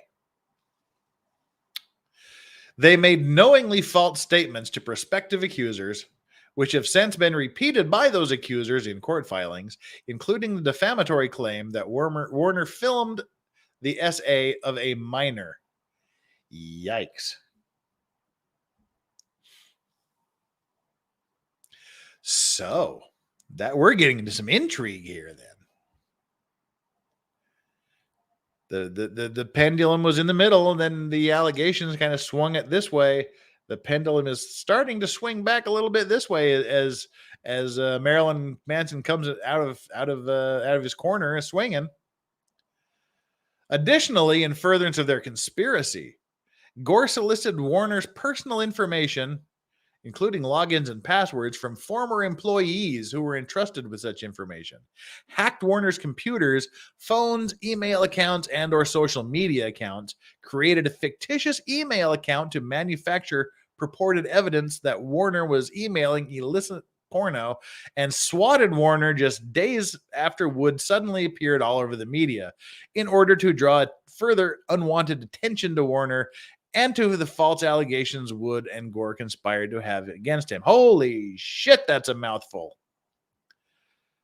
Holy shit. In addition to faking a actual FBI agent's email, creating checklists of things they want people to come forward and allege, holy shit. They get former employees to give logins and passwords. They hack phones and computers and emails and social media accounts. They set up fake email accounts and fake illicit porno messages and swatting him. Wow. Holy shit. Okay, we're in the realm of, if any of this is true, this is a really, really, really bad thing for Evan and her partner. Wow.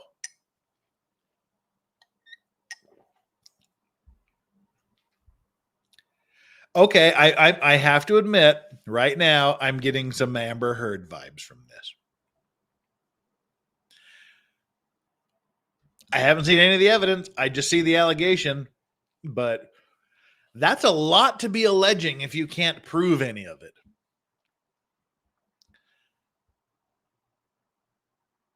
Damn. All right. Well, we are off to the fucking races on this one. Holy crap. All right. The wrongful conduct alleged herein has been invasive, harassing, defamatory, and otherwise injurious to Warner and his career, personal life, and well-being. Accordingly, Warner has brought this action seeking general, specific, and punitive damages against Wood and Gore in an amount to be determined at trial, and an injunction preventing their further wrongful conduct. That's one thing I would like to have seen in the Depp Heard deal, an injunction to prevent Amber Heard from saying anything ever again. But I don't think I was part of it. Oops. All the crazy is all the crazy, as Kurt would be wont to say. These chicks make Latinas look sane. Yikes! And as said before, wife is Latina. Legal Vices, they attach the evidence to these at the end. Yes, they have. But when we'll look at the evidence when we get to the part of the complaint where they actually talk about it and describe it. And while we are out here, Dr. McFuzzball, thank you again for your generous donation. Greatly appreciated, warmly received. Thank you. Even if we assume the muddy middle for all these cases, at what point do things become misunderstandings or regret and not legally actionable? That's the thing. Is, I mean, I try not to have many regrets, but I've done some things that I'm not too proud of the next morning. And I'm sure people I've been with have too. But you go, hey, well, all right, we probably shouldn't do that anymore, or whatever. But to turn that into an allegation is a pretty shitty thing to do. You did what you did. You wanted to do it at the time. Don't complain about it later. That's a horrible fucking thing to do to a partner of any particular sex and or gender. If you wanted to do it, if you wanted to experimenting with something and then going, I guess that really wasn't my cup of tea, doesn't mean you have to go and make these allegations about it. Doesn't mean you have to go and accuse someone of doing something wrong. You both wanted it. You both tried it. And maybe only one of you liked it. Chalk it up to experience and say, all right, I'm not going to do that again.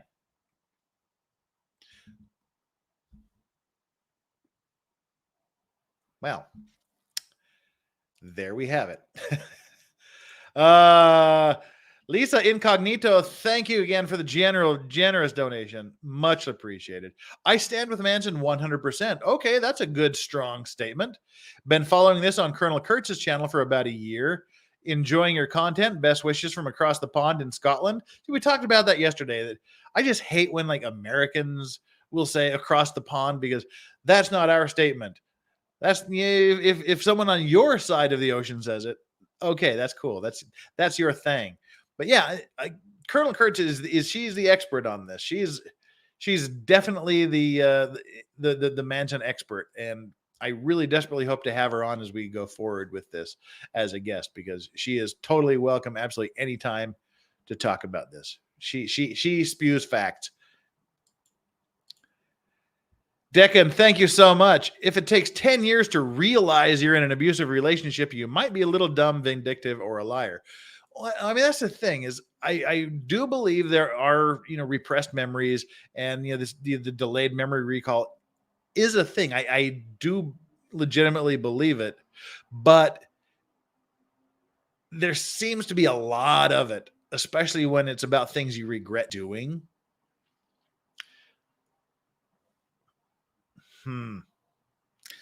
But we'll just have to see what the evidence says. We don't know. Now, who are we talking about? Now we have to list the parties. Who are we and why are we here? That's this section of the complaint. Who are we? Why are we here? Plaintiff Brian Warner, professionally known as Marilyn Manson, is and has been at all relevant times a California resident. And upon information and belief, defendant Evan Rachael Wood is a Tennessee resident. Upon information and belief, Wood was a California resident. See, they're trying to establish jurisdiction here. The lawsuit is in California. You have to prove there are significant ties to California so that the California court says, all right, we have an interest in this case. We'll take it. So here they're just showing how everybody's related to the state of California. Wood was a California resident until November 2020 and regularly came to Los Angeles between January 2019 and November 21 to conduct business, including on behalf of the Phoenix Act, Inc. Remember, they're the ones that made the documentary about Marilyn Manson. A California registered nonprofit corporation whose principal place of business is in South Pasadena, California, and of which she is a corporate officer, her company. And upon information and belief, defendant Ashley Gore, aka Ilma. I wonder where this Ilma came from. Ashley is, to me, a much better name than Ilma would be for someone in California. Or a Florida resident, I guess. Okay. Ashley Gore, aka Ilma Gore, is a Florida resident. Upon information and belief, Gore regularly came to Los Angeles County between January 2019 and November 2021 to conduct business, including on behalf of the Phoenix Act. Okay.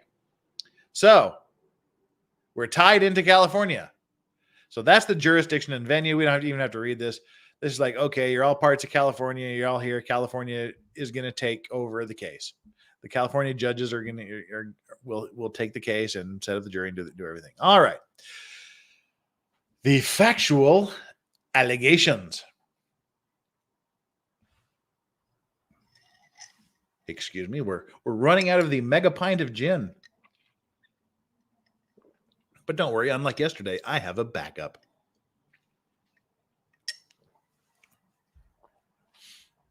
All right, so we're getting into it here. Here's the facts. Here's Marilyn Manson's side of the facts and why he believes he's being defamed. Let's find out. Wood is a film and TV actress. She and Warner, a musician, writer, filmmaker, and visual artist known professionally as Marilyn Manson, were in a romantic relationship from approximately 2006 until 2010. They were engaged to be married in 2010. In 2016, while promoting the HBO show Westworld, Wood told Rolling Stone magazine that she had been AR'd twice, once by a significant other, one while we were together, and on a separate occasion by the owner of a bar.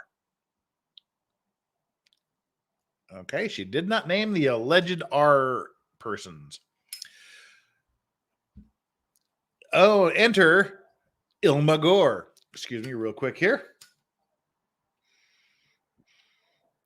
We need to fire up the old tobacco here. We got to get into the allegations.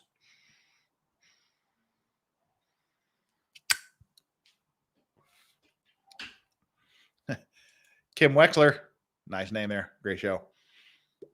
A Jeff without gin is no Jeff at all. Oh, Jeff is going to be without gin, but Jeff has a bottle of bourbon just to his left. Don't worry. Jeff is still here. Okay. In 2016, Wood became friendly with Gore, a visual artist, with a history of trying to get attention by carrying out audacious publicity stunts. Okay. And the footnote here, footnote 8, the publicity stunt was apparently she was going on TV and wanted to get like random ass tattoos all over her body. All right.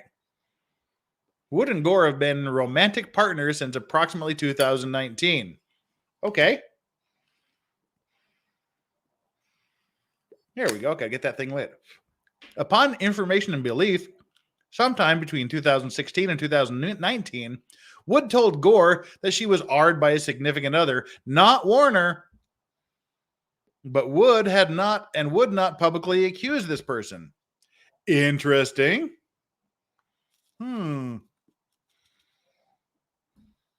So, from this, it's either she was raped by a significant other, meaning she did not say it was Warner, or did she say she was AR'd by a significant other, but that it was not Marilyn Manson? I wonder what that parenthetical statement is not really clear. Well, in 2018, February and April 2019, Wood gave sworn testimony before the U.S. Congress. Why? This is weird. Why does the U.S. Congress always call actors and actresses to give testimony and things? They're actors and actresses. They have no more valid stories than we do.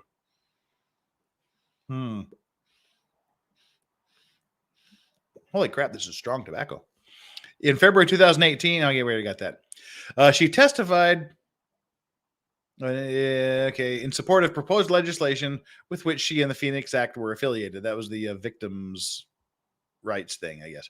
She testified that she had been arred once by a significant other and again by another attacker after hours at a bar.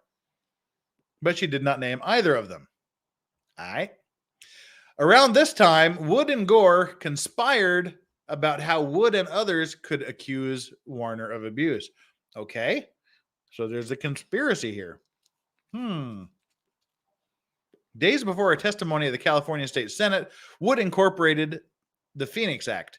She serves as its CEO, CFO, and corporate secretary. So all of the officers. She is all of the corporate officers.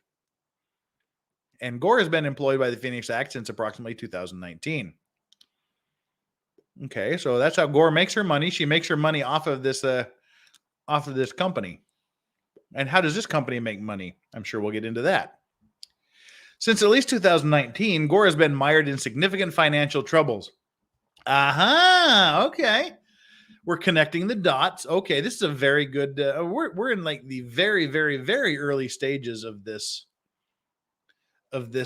complaint, and we're starting to connect the dots. Nothing happened for 10 years. She was proud of the relationship for 10 years. A grifter with financial troubles hooks up with her. They start becoming a thing. And now he's saying that grifter finds a way to get out of some financial troubles. For example, her family members have presented evidence that Gore committed crimes of identity theft by opening credit card accounts in the names of her twin sister and deceased mother. That's shitty. And borrowed money from an elderly family member under false pretenses, claiming that it was to assist with the purchase of a house, which Gore never carried out. Gore wrote in a notebook left with her family that her goal of being involved with the Phoenix Act was to make money.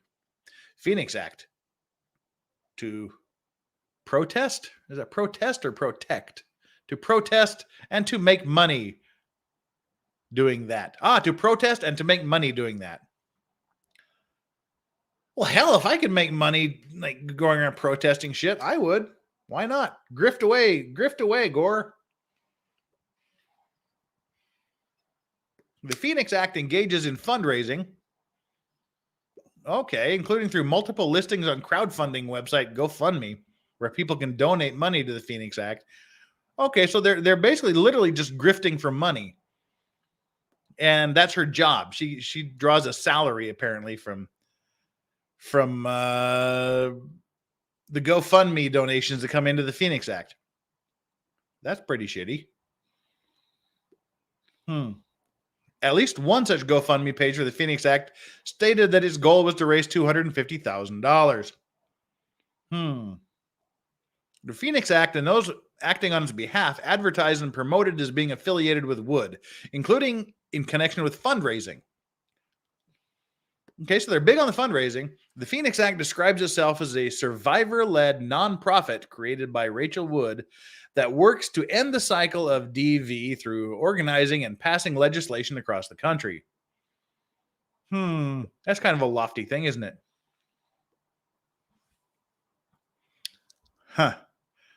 So they raise money through GoFundMe and other crowdsourcing, and they protest, and that's sort of their deal. They go around the country trying to get laws passed. That sounds like a pretty decent thing to do. I mean, intrinsically, I can't criticize that.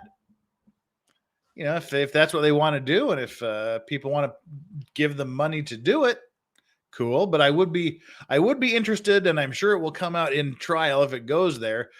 How much of a salary or how much pay Gore is getting from the Phoenix Act. That would be interesting. So Now we get into the documentary side of things. Spooky Spoon, welcome. Hope you are all well. I think we are. We're trying.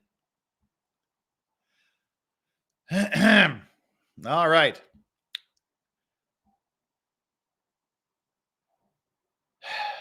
"2019, Wood and Gore began secretly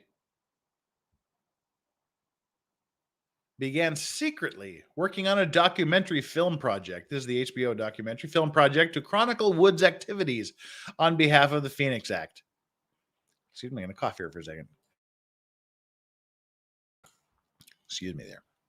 All right. So they began secretly working on this documentary in summer 2020 when HBO officially signed on to the project. Wood had never publicly alleged that Warner aided her. However, just weeks later, in September 2020, Wood decided for the first time that she would accuse Warner of abuse. All right. Well, again, the timeline is becoming a little clearer here. It never happened until Gore came into the picture. All right. Skeleton, thank you so much. Been following this story through Colonel Kurtz and Pod Awful's channels, siding with Manson on this one. Jesse of Pod Awful knows quite a lot about the story behind ERW and Ilma Gore. I haven't seen Pod Awful, but I do like Colonel Kurtz. Doc McFuzzball, oh God, thank you so much again. Serious question. Is it my imagination or are there a lot more women than men in the overall LawTube chat? No, you are absolutely correct. And sorry to digress here for a second, but when I look at my analytics, I see that about 60% of my viewing audience are female and only 40% are male. Females rock. Not being a biologist, I'm assuming that they're females. That's how they seem to identify to the YouTube analytics channel. So yeah, it's about 60-40 in my views. So hey, that's way cool, and go ahead. I fully support it.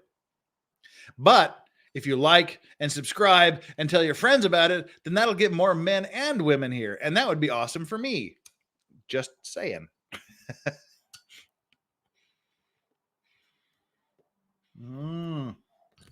I can taste the whiskey in this tobacco. That's nice. Okay, so back to working on this project here. After months of conspiring with Gore on how to use Wood's celebrity status to recruit other women and coordinate their stories, Wood posted on her Instagram page the false claim that Warner aided her. So they're getting into the it is just too hard. Cigars are a lot easier to smoke than pipes. It's just too hard to keep a pipe going on stream because you got to talk too much. Oh well.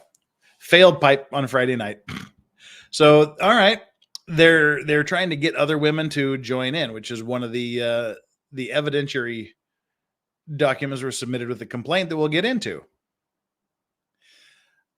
All right. So they're recruiting other women to coordinate their stories. That same day, the same day that she allegedly falsely claimed that Warner had abused her, that same day, several other women, assisted and coordinated by Wood and or Gore, sought media attention with remarkably similar public allegations against Warner. Those claims, like Wood's, were false. We're doing an age and sex check here on my chat. You guys are awesome. Those claims, like Wood's, were false. This deluge of allegations. Okay, so this is an interesting part as well. It wasn't like Wood came forward and then others slowly started coming out of the woodwork. See what I did there, so to speak. They all did it on the same day, and Manson's lawyer is alleging that this was all pre-planned, that Wood would do it first, and then immediately they would also jump in using the checklists and things that were mentioned earlier on in the complaint.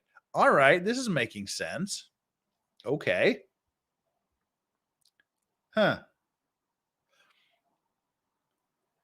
This deluge of allegations against Warner brought renewed attention to Phoenix Act and Wood, and in doing so provided more manufactured content for the HBO project.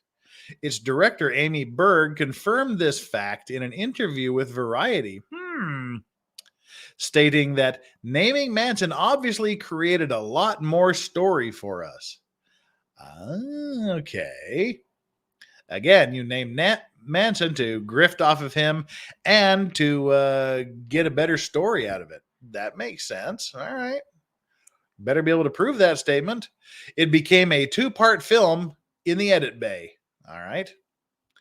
On or around 12 January 2022, it was announced that part 1 of the project, titled Phoenix Rising, would premiere at the Sundance Film Festival in January 2022, and that both parts would air on HBO in March 2022.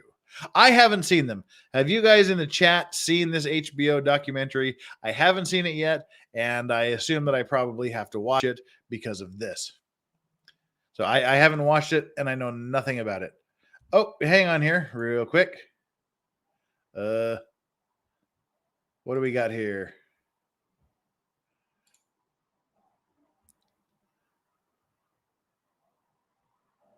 Oh, sorry. I thought I had a text from Colonel Kurtz because it lit up, but it was just my Beavers unit sending me a tweet, whatever. Thanks, everybody. You guys are awesome. All right. Colonel Kurtz is not going to be here. She has not yet seen the message, and even if she does, who knows whether or not she'll show up. But I'm trying. We'll definitely have to get her here. If not today, next time we do this, we'll have to plan it further in advance. All right, and I think I have missed a... No, I have not.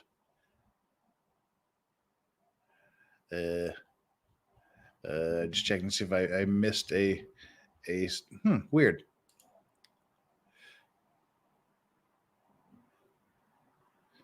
All right, sorry about that. Just had a little mental collapse there. All right, it created more of a story. It came in March, April 2022, and I haven't seen it. I have not seen this HBO documentary that came out in March, the 2-part thing. I need to, so that I can see what all of the allegations are as they play out on the screen. Predictably, both Wood and Gore are prominently featured and heroically depicted in the documentary. Well, they should be heroically depicted in the documentary. They're fucking making it. So, yeah. If they made the documentary and they came off looking like assholes in it, that wouldn't be a very good job making the documentary, would it now? Okay, so that's kind of a throwaway line there. Now we get into paragraph 23. Just as Wood had intended, her public allegations against Warner would be seen to collaborate, albeit falsely, her prior statements and testimony that she had been abused by one significant other, and in turn, the public allegations by several other women would be seen to corroborate, albeit falsely, Wood's allegations. All right. She also hoped to absolve her reputation for having a wild past. See, that's the thing I was mentioning earlier. You know, is this what it is? Is like, okay, I'm known for having this wild past with a crazy freak like Marilyn Manson. Now I want to be taken seriously as an actress. And so now I have to distance myself from my past. And this is the way she's chosen to do it. That's the allegation. So she also hoped to absolve her reputation for having a wild past and her embarrassment for having been in a serious long-term relationship with Marilyn Manson. As explained in more detail below, I like details. Details are good. As explained in more detail below, the timing and overlapping substance of the public accusations against Warner were no coincidence, but rather the product of a wrongful conspiracy by Wood and Gore to organize, coordinate, and promulgate false allegations about Warner. From approximately 2019 to the present, Wood and Gore have conspired to recruit, coordinate, and pressure people to claim that they were abused by Warner, and that it took 10 or more years to realize this. So they're asking all of these people, okay, then again, more dots are being connected here. They're asking more people to suddenly remember or suddenly realize that the experiences they've had over the last 10 years or more were abusive. Done with the mega pint of gin and tonics. All right. I'm starting to see where this is going. In furtherance of this wrongful conspiracy, and in order to enrich herself and benefit Wood, Gore committed a number of illegal acts.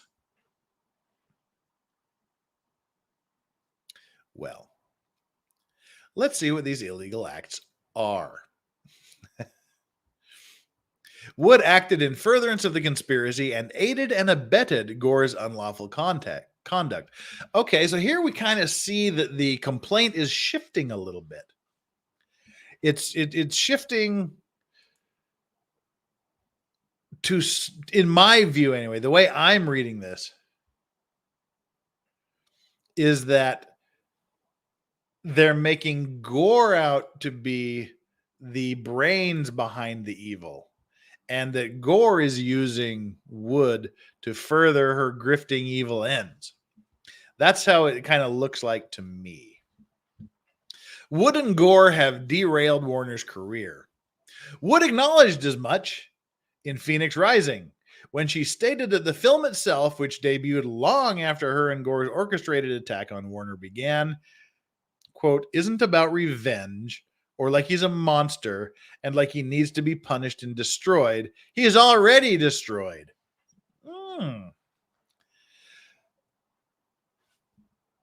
That could come back to haunt them in the end. If the jury is inclined to believe that there was defamation, this statement could really come back later and be brought up when they, oh, you already knew you did him damage. Before this thing even got off the ground, you already knew that you had damaged him. Yeah, that's not the smartest thing to say.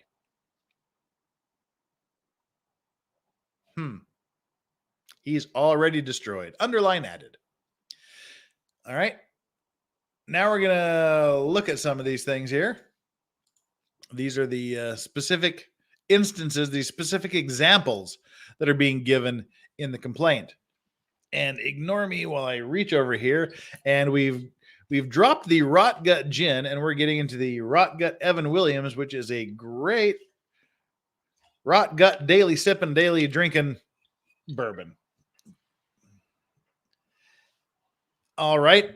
So looking at the allegations here, the first allegation, Wood and Gore recruit, coordinate, and pressure prospective accusers to make false accusations against Warner. All right. This is the recruitment phase that they were talking about. And I'm just going to pour in some mixer here, the mixer being Pepsi Lime. Gore used the Phoenix Act in connection with the film project to recruit, coordinate, and pressure women who had been linked to Warner to make false accusations of abuse against him. Gore did this with Wood's assistance and our acquiescence. Together, Wood and Gore coordinated allegations and devised specific buzzwords, phrases, and talking points that prospective accusers would use when they gave interviews or posted their stories on social media, and organized meetings where prospective accusers were encouraged to align their stories and believe not only that their decade-old consensual encounters with Warner were abusive, but also, as multiple accusers have stated publicly, that the alleged abuse caused them to repress their memories for 10 or more years. Wow. Okay. That's the problem here, where we get, it says, together, Wood and Gore coordinated allegations and devised the specific buzzwords, phrases, and talking points. That is where we get into problems, is when you have a large number of people making complaints about a person, and those complaints say exactly or substantially the same thing, using exactly or substantially the same wording. That's like in any college class, if you're writing an essay and three people's essay reads exactly the same, you have questions. You have questions about what the hell's going on. Yeah, and so to have buzzwords, phrases, and talking points that people use when making the allegations does point to colluding together to create stories. And that's the allegation that's being made here. That they have their little buzzwords, phrases, and talking points to use when they do the interviews, and to coordinate their efforts to show that they had the repressed memories and they've only come back. Doc McFuzzball, Evan Williams equals Sherman Williams equals paint thinner. Yeah, but it's a darn good paint thinner. It's a good daily drinking paint thinner.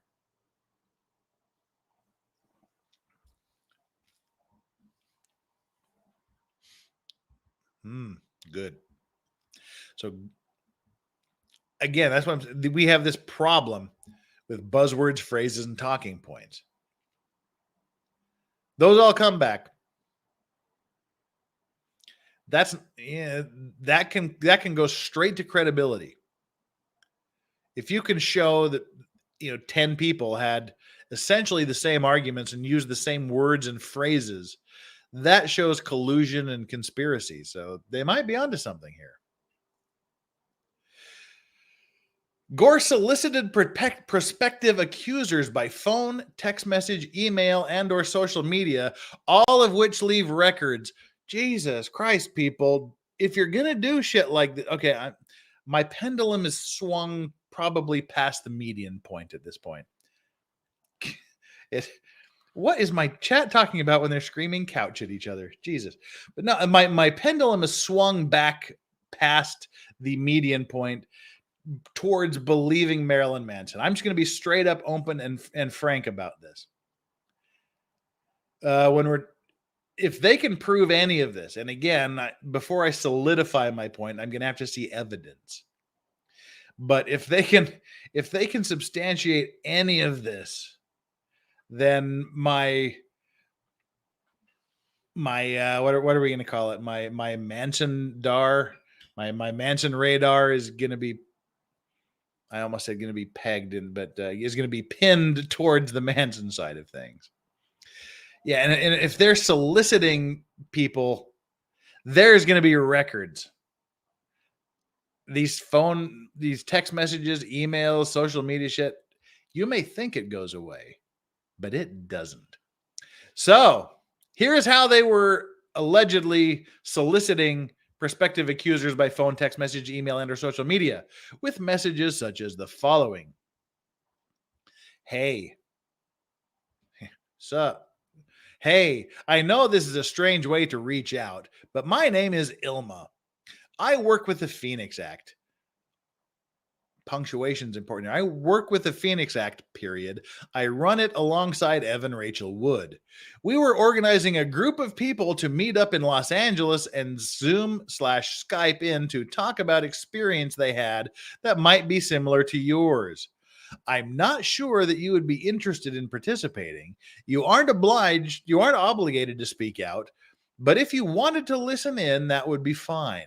It's a small group, and you are personally invited. Oh, thanks. If you wanted to know more first, I would be happy to jump on the phone or email more details. Best, Ilma. Ew, that ain't good. Yeah, that ain't good for Evan here. Obviously, they sent it out to someone who did not participate in their little group chats. This sounds like, like dirty lawyering, like class action suits. We're going to be in your town next Thursday to have a town hall meeting about people who have taken this particular prescription drugs, and we're interested in seeing if you have any of these symptoms listed, and you may be interested in joining us in a class action lawsuit. That kind of thing. This is someone saying, okay, let's all get together and swap our stories, get our stories straight, and come out. So obviously they have a copy of this text or email or whatever this is. So they offered it to someone who didn't take them up on it and is going to be firmly in Marilyn Manson's camp.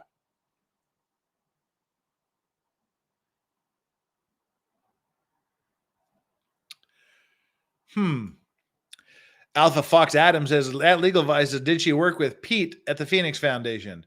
If you get the reference, God bless you. I do not get the reference. Okay. If anybody else gets the reference, you're a better person than I am. Alrighty. Gore used her proximity to Wood to attract and pressure potential accusers. Yeah, see, they're going. It seems like they're going after Gore more than they're going after Marilyn Manson in this. I mean, shit, this is Marilyn Manson. Seems like they're going more after Gore than they are Wood in this.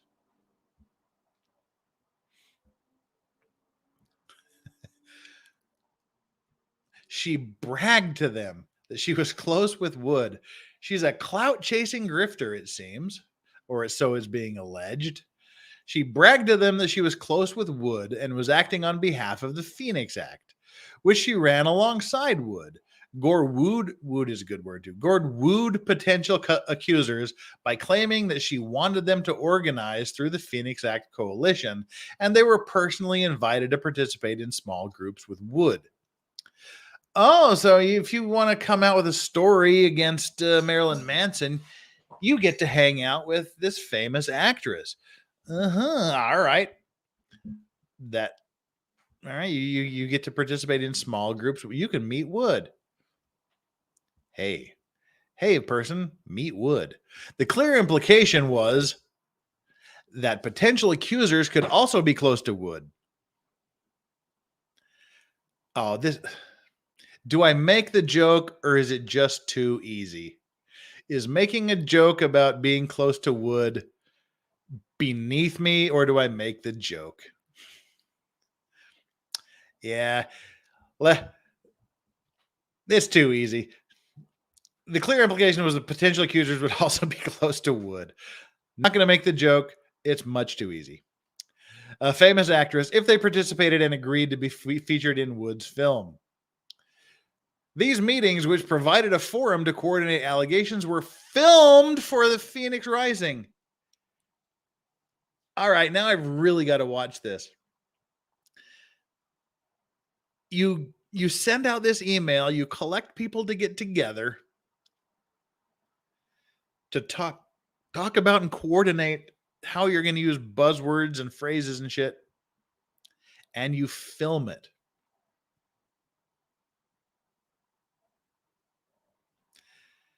And you film it.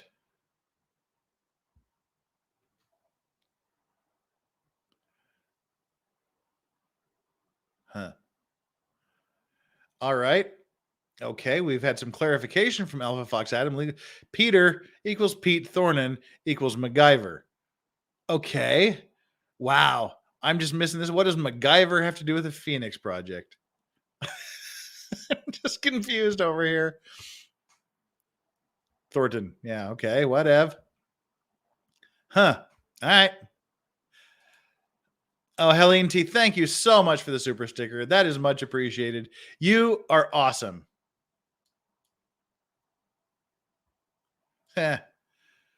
Donna Hannaford says the chat already fell in the gutter. Time to lead us back there. That's where my chat belongs, in the gutter. You're all just a bunch of degenerates. And that's why I love you. Subscribe and like and be the degenerate that you know you are. Honky Kong says, still bugging you. Do a show with CLR Bruce Rivers. I would love to do a show with Bruce Rivers. I would, but he is so fucking far out of my league. He's got less than zero motivation to be on my pissy little channel. He's huge, but I would love to be on Bruce Rivers' channel. Doc McFuzzball, you're so close to Japan. Can't we send you Yamazaki? Holy shit. If you want to send me Yamazaki, I'm all over that, especially if you don't declare the actual value and somehow get it through the tax man. Yeah. Anybody wants to send me Yamazaki 12 or 18, shit, yeah, I'm up for that. All right, back into the gutter. Gore further enticed potential accusers to allege abuse by suggesting that she was already amassing evidence for a claimed ongoing criminal investigation of Warner, and that her efforts would lead to Warner's arrest. Holy crap. So again, she's like, oh, hey, we're already doing this. We're going to get him arrested. If you just say something, you'll help us get him arrested. Dang, that's cold. Evan, please say it's not true. I want to continue to like you as an actress. Damn. Oh, well. Gore planned that in addition to filming these small group sessions with Wood and the recruited accusers, the film crew would also record Gore and or Wood dropping their evidence off to law enforcement. God, it's because of you, my degenerate chat. I'm considering now I'm dropping evidence off to law enforcement as being a euphemism for taking a shit. No longer dropping the kids off at the pool or taking a horse for a walk. I'm just going to say, next time my boss asks me where I'm going, I'm going to be saying, I'm going to drop off evidence for law enforcement. And Warner's anticipated arrest.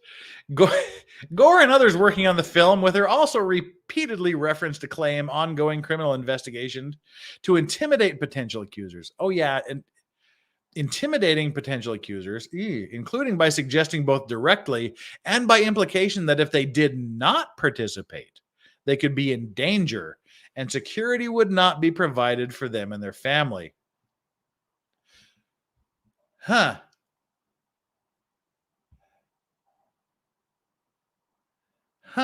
Okay. So here we have the allegation. And again, they better be able to prove this stuff. Here's the allegation that she was intimidating them by saying, look, we're trying to get him arrested here. And we're going to be providing security to those that come forward. And if you don't admit that this happened, if you don't join us, hey, we can't provide you security and we can't guarantee your safety. So you're probably going to be in danger. That is what the allegation it seems to be. And so you better be able to prove that. And again, this is just the initial criminal complaint. This is the absolute beginning of this lawsuit. It may be years before this comes to trial. But you better be able to back up some of this. As further evidence of wrongful coordination, Gore provided prospective accusers with a checklist of 21 fabricated acts of abuse to ensure that their public claims against Warner would mirror each other and create the fake perception of a pattern of wrongful conduct. All right. A copy of that checklist is attached here too as attachment B. Let's keep our place. Somebody remember paragraph 29 for me, because I'm probably not going to be able to remember paragraph 29 because I'm old. So let's go down to the checklist that was allegedly created. All righty. Yep, here we go. This is attachment B. This is the alleged form that they were using to coordinate their allegations of abuse. Name, contact, willing to testify, yes or no. This is like the little third grade love notes. Do you like me? Yes or no? Will you go to prom with me? Yes or no? So this is like, are you willing to testify? Yes or no? Please check yes. Define your relationship, I guess. Were you a sexual partner, spouse, or staff and or band member? All right. Offered project or professional opportunity that never came to fruition or was vastly different to how it was presented. Okay, these are the 21 items of abuse, I guess. All right. R, blood drinking, commercial sex act or acts. If you're going to do a commercial sex act, you better do at least more than one and make it plural. Tied up or bound. Oh, sorry. We skipped cut or assaulted during sex without prior consent. Tied up or bound, locked in bad girl room or unable to physically leave, made to guard girl to make sure she doesn't leave or commit suicide. Oh, come on. Sleep deprivation, forced to eat on specific eating schedule, given a dress code, drugged or suspected to be drugged with Rohypnol, the Bill Cosby drug, the date R drug, threatened, underage and given drugs and or alcohol, scarification, exploitation or blackmail of documents, photos and or video, assault, battery with a deadly weapon, helped to coordinate schedules and or locations of women matching tattoos with Marilyn Manson, aka Brian Warner. Now, okay, if you've got matching tattoos, then you should probably be able to prove that one. Rose says his was Quaaludes. Yeah, you're right. He's like old school. He's like an old man. He probably doesn't know about Rohypnol. You're correct. Matching tattoos. Was a minor and had SR with Marilyn Manson, aka Brian Warner, was transported to Los Angeles / overseas / interstate. Date of relationship beginning and end. Okay. That's the checklist. That's the checklist of bad things that this group was allegedly passing around to get people to coordinate their stories. All right. The public allegations since made against Warner were not only strikingly similar to each other, but also nearly identical to the recruiting checklist. And as I just said, that is really, really, really, really bad for her case if that is in fact what happened. Yeah, that ain't good. But hey, we'll just have to see how it plays out in the realm of evidence. Huh. All right. Wood admitted in part 1 of Phoenix Rising that many of these other women's allegations were almost word for word my story. No wonder why.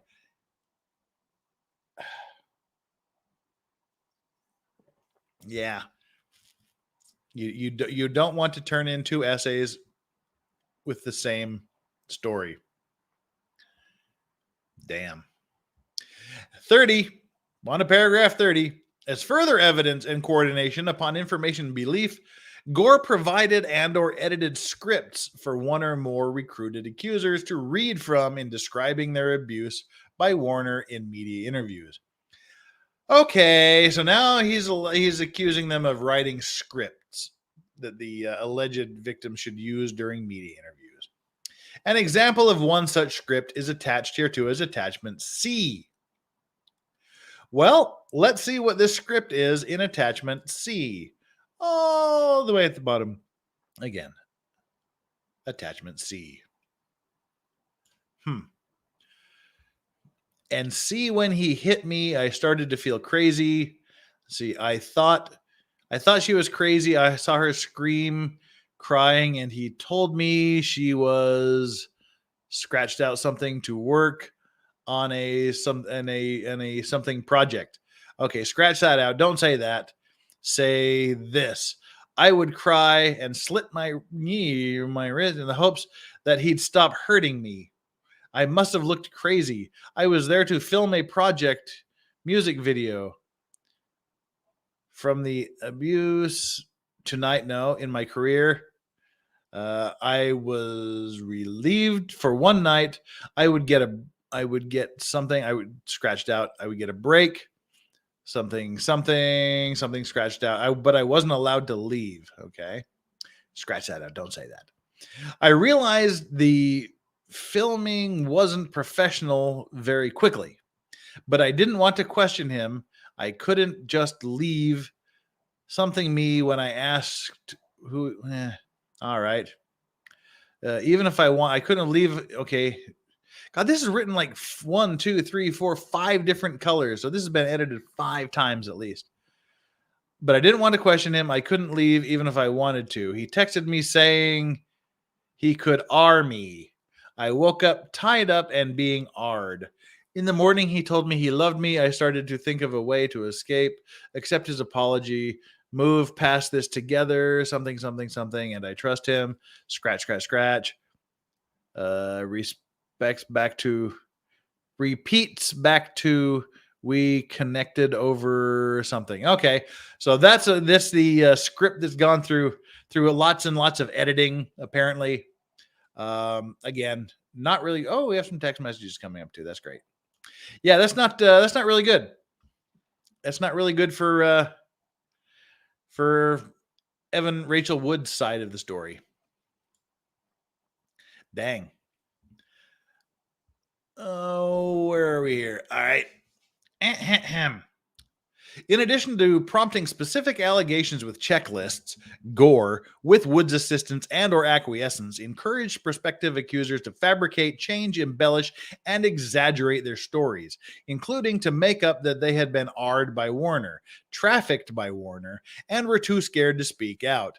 Indeed, Wood and Gore convinced prospective accusers that their failures to allege of abuse over the past 10 years was not because no abuse occurred, but instead because abuse caused people to repress their memories.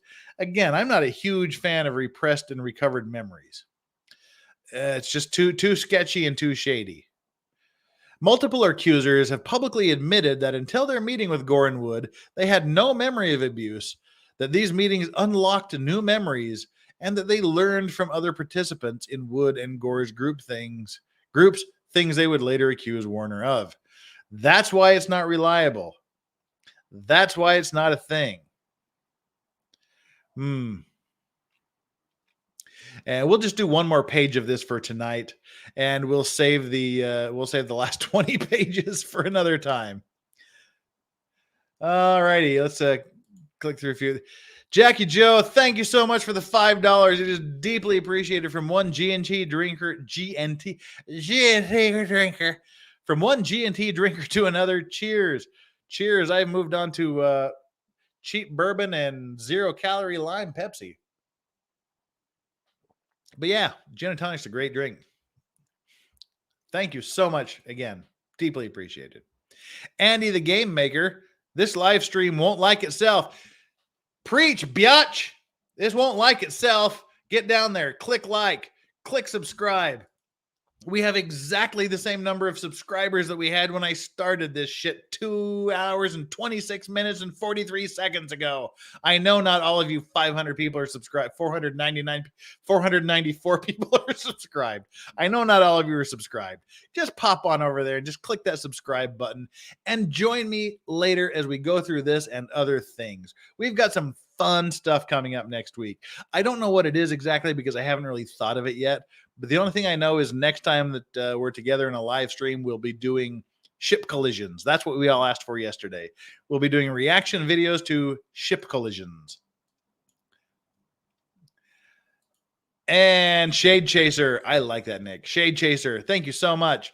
Sounds more like fabrication of false memories. Yeah, I mean, false memories is such a delicate thing. And it's just one of those things that I just find lacks a lot of credibility. It's a hard thing to do. So continuing on here with paragraph 31 of the complaint, some women who Wood and Gore contacted refused to participate. Yeah, that's probably how they got all these little emails and texts and things they've got. Refused to participate because what they were being asked to say was not true. To the contrary, a number of Warner's romantic partners, including some recruited by Wood and Gore, have come forward to say that the allegations did not match their experiences with him. There you go. You can't do this to everybody because it's going to come back and bite you in the ass. Greta Aurora, who was recruited by Gore but refused to participate in the coordinated attack, has stated publicly that she was still depicted falsely as a victim in a lawsuit filed by Gore associate and Warner former assistant Ashley Walters, the lawsuit which was recently dismissed. Okay, moving on to B. This is kind of a fun one. I like this one. Wood and Gore impersonated an actual FBI agent. They didn't make up an FBI agent. They used an actual, real, living, breathing FBI agent's information to forge a fictitious letter claiming that Wood and other alleged victims of Warner were in danger. That doesn't sound really very smart.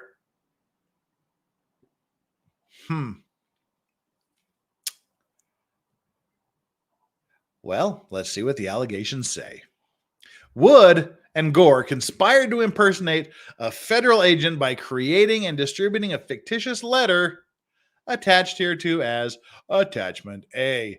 Let's scroll down and see what Attachment A says. Leaving paragraph 32, going all the way to Attachment A. Redacted. To whom it may concern.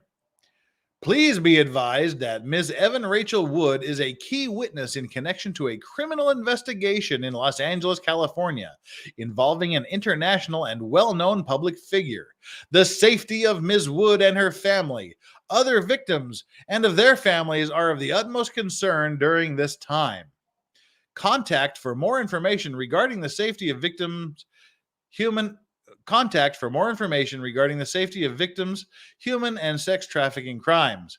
Redacted. Federal Violent Crimes Department. Redacted. Deputy District Attorney. Redacted. At DALAcounty.gov. Redacted. Special Victims Bureau, Los Angeles Regional Human Trafficking Task Force. Redacted. All right. That's kind of dumb. That's a real stupid thing to do, to impersonate an actual, real, living, and working FBI agent. Damn. Doesn't seem to be the smartest. My pendulum is swinging way towards Manson, which is unfortunate because I really like Evan Wood as an actress. All right, continuing on. The letter, which Wood and Gore attributed to a real-life federal agent, how fucking stupid is that if they can prove this, and included a forged signature and fake phone number for that agent.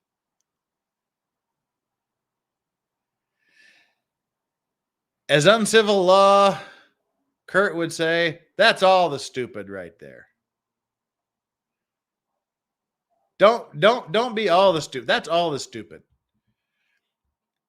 And stated that there was an ongoing law enforcement investigation into Warner and that there was concern for the safety of Wood, other victims of Warner, and their families. Whew. The federal agent whose name and alleged signature appear on the letter has confirmed that she did not author that letter, had no knowledge of the letter, did not authorize or approve the letter, and has never been involved in any criminal investigation of Warner.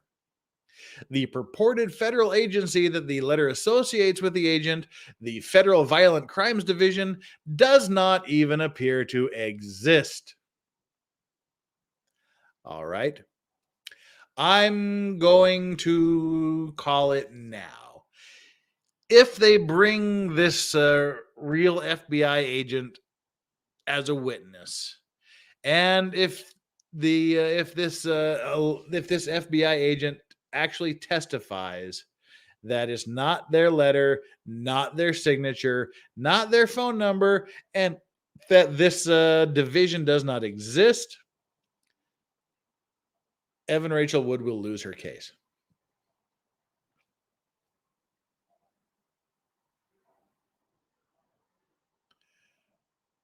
She will lose her case if this is true. This, I believe, would make any jury go, all right, this is a pretty big, serious fucking lie. She's stupid, and it's game over for her. Again, it's got to be proven. You got to see the evidence. But I'm saying if they can prove this particular allegation, it will be game over for Wood and or Gore. That ain't smart. Screenshots of a conversion. I'm not as drunk. Screenshots of a conversation between Gore and Wood show that the text of the letter was drafted by War and Good. What? By Wood and Gore. Oh, fuck me. Screenshots of a conversation between Gore and Wood show that the text of the FBI letter was drafted by Wood and Gore, not the FBI agent.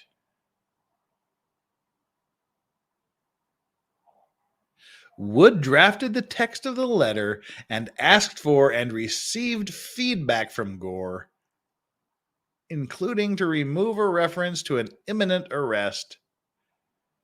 In the conversation copied below, Alabama is Wood, a nickname she was given around the time of her relationship with Warner.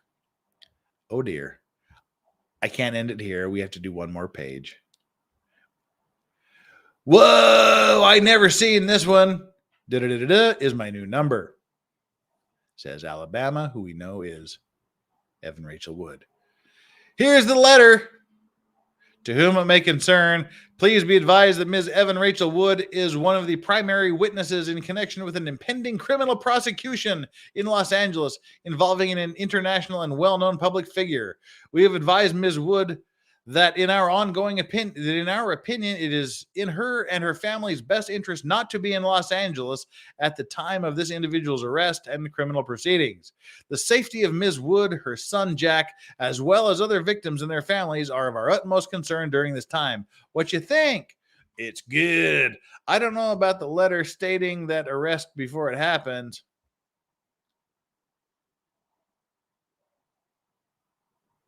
Fuck.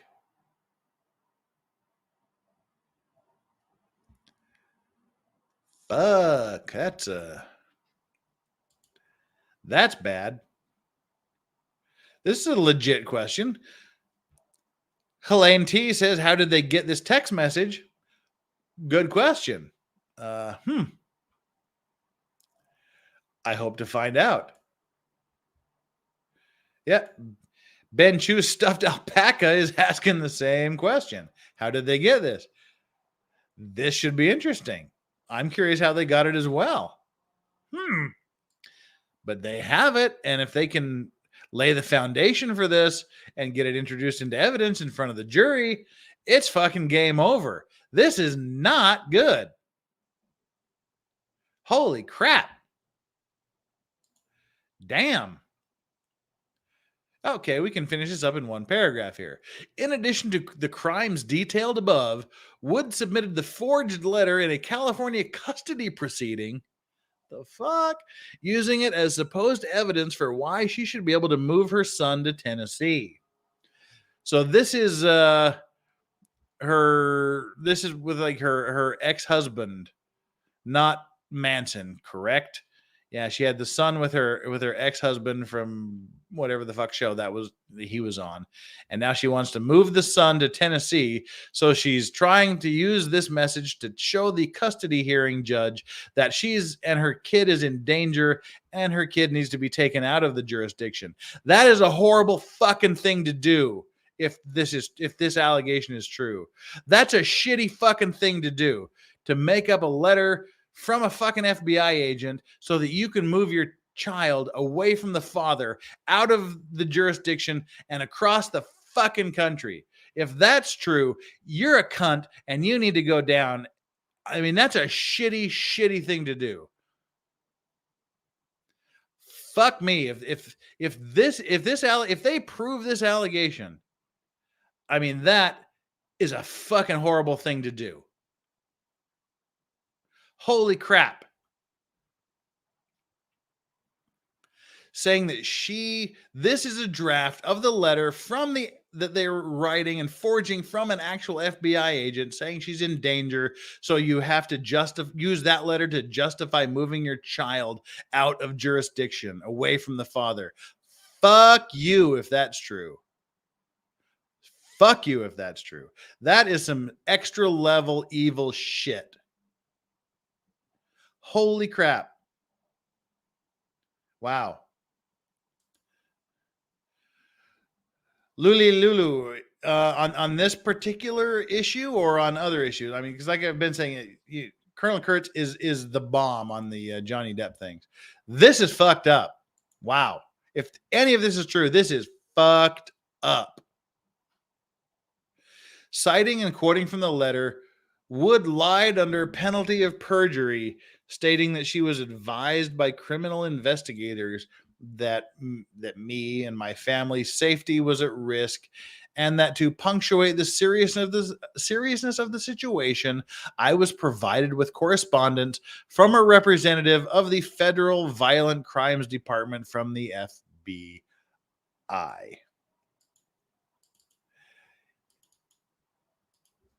Ugh. Wow. I mean, that is dumb. How does she rationalize this? How does she get out from under this? This has to be provable or they wouldn't put it in here. Wow. I'm just like trying to pull this up to see if this is like her father from the divorced guy, which I believe it was.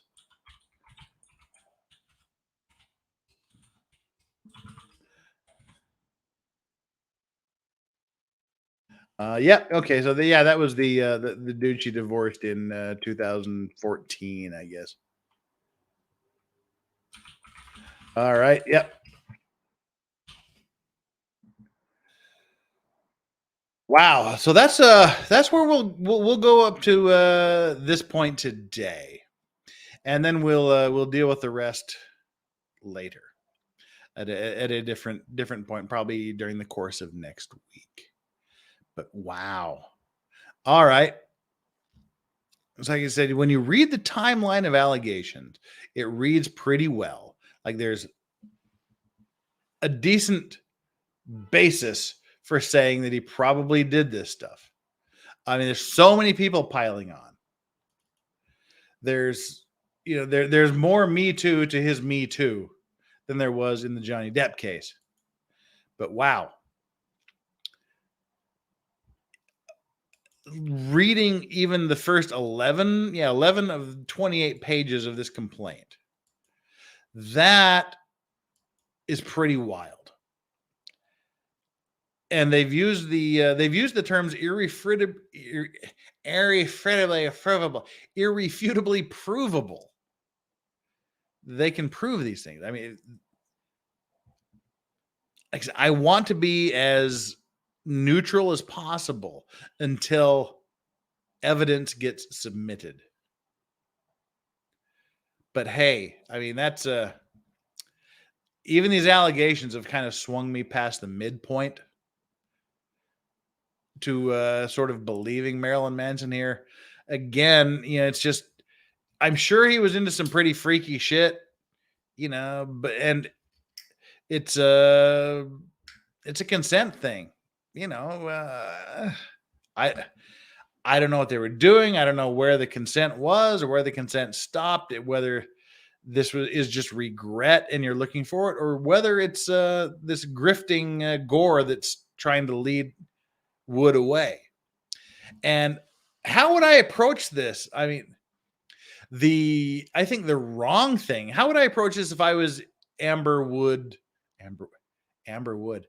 Well, that was a little bit Freudian. I guess that tells you where I'm sitting right now.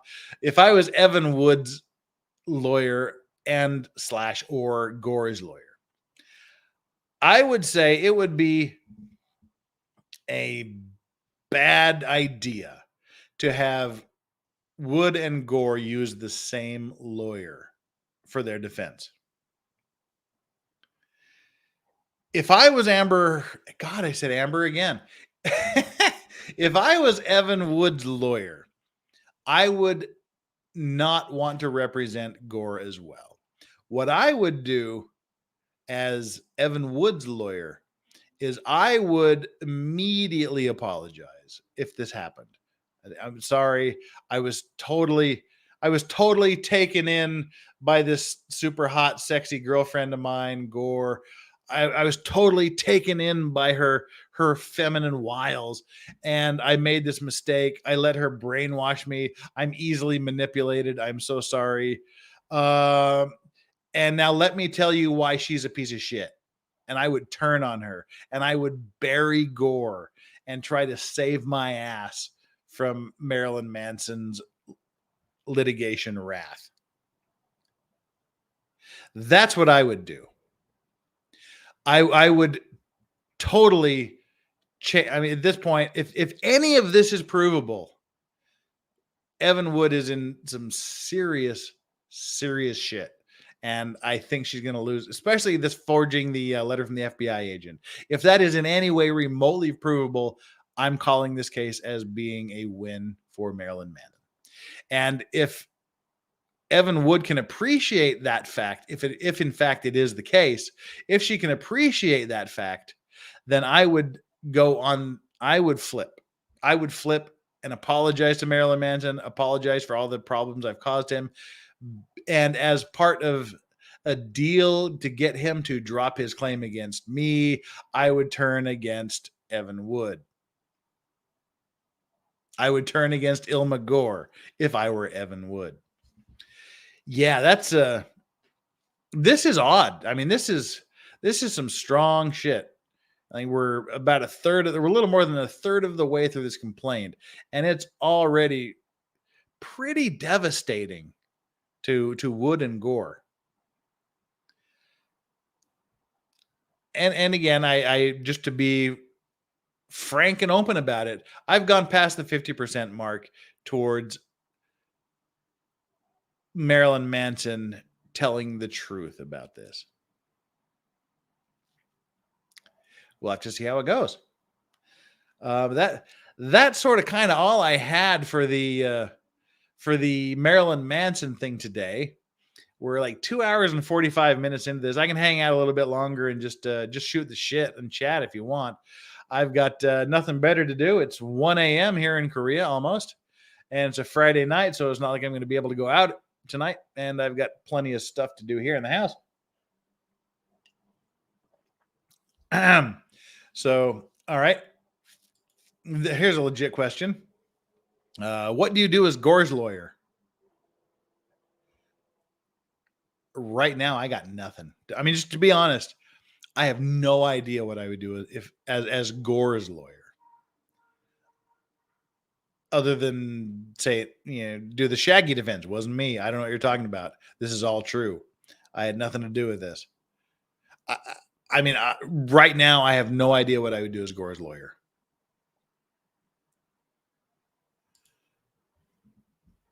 We'll just have to see what the evidence shows. A Spot that says, "Run far the fuck away." That would, set shit back in the early 80s in the US. I missed it. I don't know where you guys are having like totally different conversations than me. That's awesome.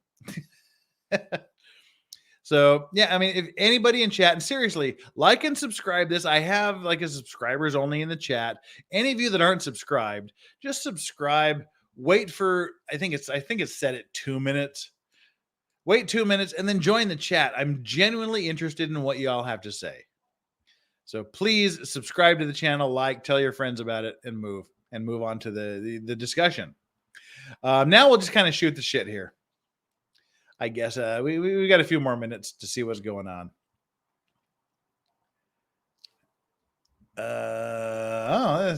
This is interesting. Say You Love Satan murder happened a few miles from my house. That sounds fun. Yeah. Spooky Spoon says, I wouldn't even get a lawyer. Oh, they need lawyers. I mean, if any of this is remotely true and provable, they need lawyers like nobody's ever needed lawyers. My Beavers Unit says, can I get a tour of the room behind you? Okay. The room behind me, my lovely green wallpaper, my sliding doors up here. That is all right. That's my cigar humidor there. My wine cooler, my wine cabinet, and these are like cheap mixers and rums and things. These are my pipes, my pipe and cigar accoutrements, the cigars, ashtrays, lighters, things like that. These are all the whiskey and other bottles that are too tall to fit on the shelves. These are all my whiskeys over here. There's some down here too. And these are my luxury watches that require automatic winding. So that's my watch winder that just kind of keeps spinning. That is the background there. And what you can't see through the sliding door, I've got some chairs here, some sofas, a table, and over there is my Godzilla poster, my turntable, my sound bar, and a few vinyl albums. And on this side is my veranda. Look out over the ocean out this window. And I've got a big wine whiskey cask out on the veranda where if you look at my whiskey review videos, you can see it there. So that's the tour of my room here. And I've got some guitars over here and some other shit in the corner and a fan over here. That's the room. Oh yeah, I'm a huge Godzilla fan. I like my big three things are Cthulhu, Godzilla, and uh, kind of everything nerdy. Those are kind of my big things. Uh, yeah, so there we are. That's the place. Again, so can I live with you? Is that what I got from all that? If anybody ever comes down to Busan, hit me up. Let me know. We'll take you out for drinks. We'll get you some good food.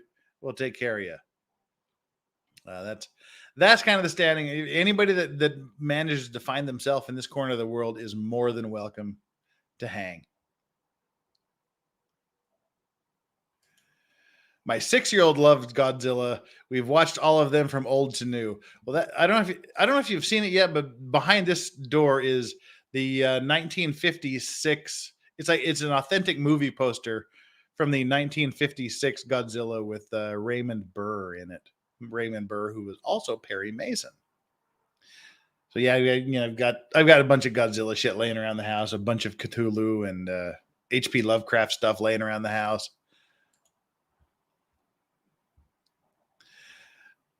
All right. Yeah. Follow me on Twitter. Follow me. It's like The Legal Vices. Instagram is Whiskey Guy Korea is my Instagram. And again, have to slam the like and subscribe thing. Anyone else think that North Korean gal that tours and has a channel is suspect? I don't know who this is. Miss Vicky May. Yeah, I don't know. There's a few North Korean defectors that have channels and do other things. I don't know specifically who you're talking about here.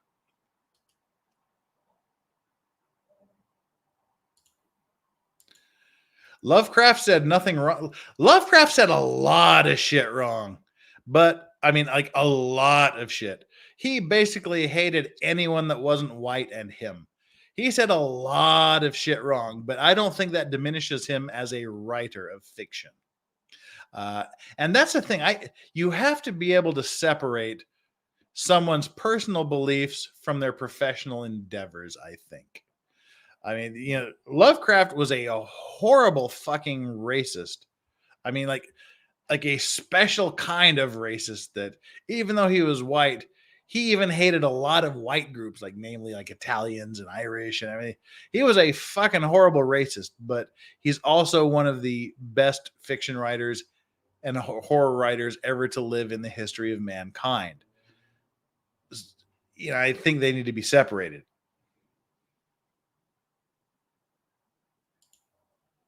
Incorrect. Oh, Legal Vices. What kind of guitars do you own? Currently, I have 4 guitars. One is a small compact traveler guitar with it's like kind of similar to like a no neck flying V guitar, well, like a no head flying V guitar, where the tuning forks are actually in the body of the guitar. It's just a great little compact thing that you can take anywhere.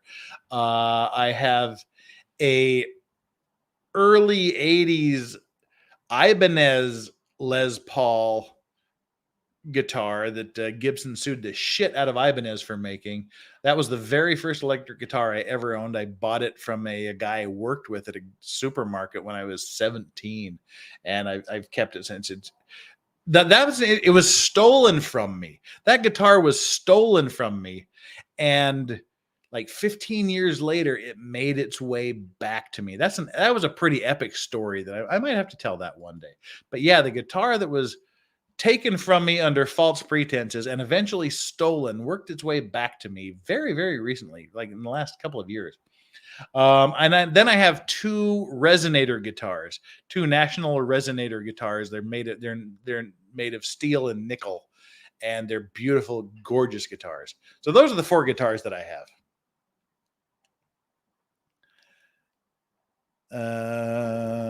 Yeah. Did I find it at Goodwill? What did I find at Goodwill? none of my guitars were found at Goodwill. The first one I bought back in the 80s, I can't remember what I paid for it. It was a couple $100. But the most expensive guitar is my National Tricone Resonator guitar, which was about $4,000.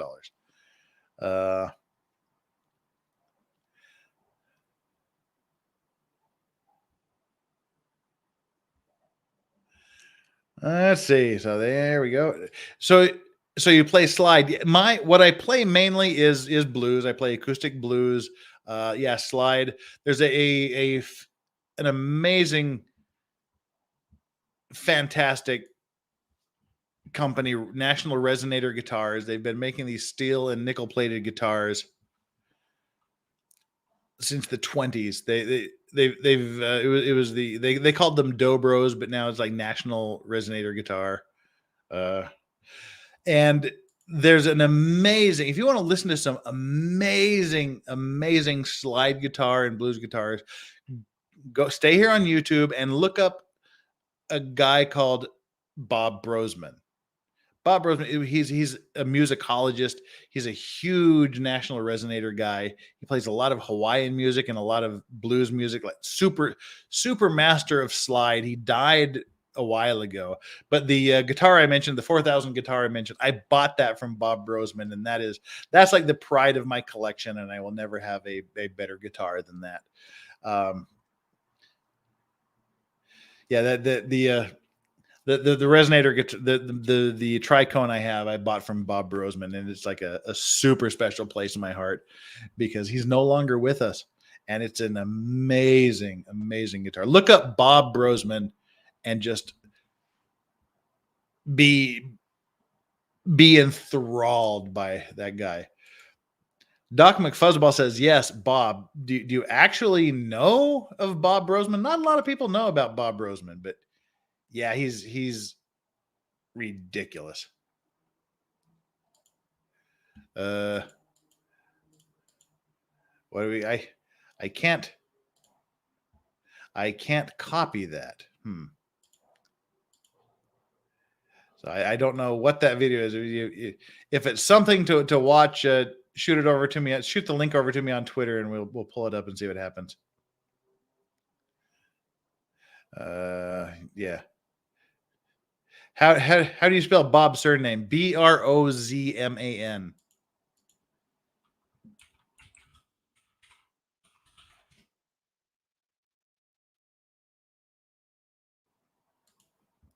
Let's see. We should pull up a Bob Brosman video here. Let me see. Let's pull up just a random Bob Brosman.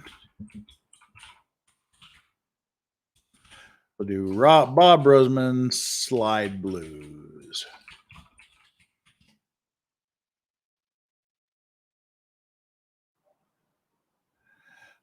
Which one to play? Oh, Come On Into My Kitchen is a good song. So we'll pull that up. Play a few seconds of it. We don't want it to get copyright strike, but if it does, we can always edit it out. Now, Bob was such an amazing guy, and I'm so honored to have a guitar of his that he sold to me. That was super amazing. So if you're bored with blues music or whatnot,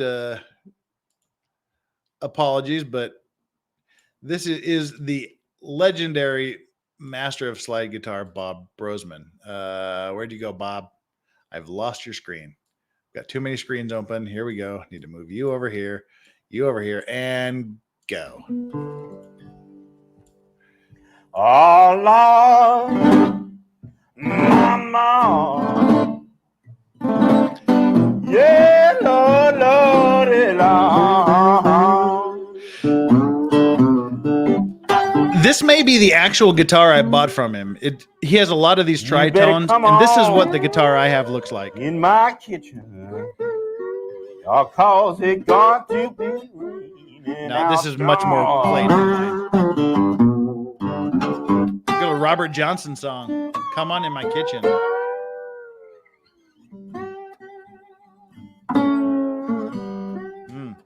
The woman I love, I took her from my best friend. That joker got lucky, stole her back again.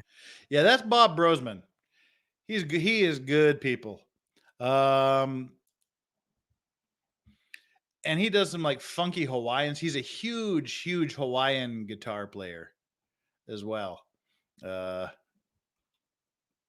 If we care, we'll do some Hawaiian.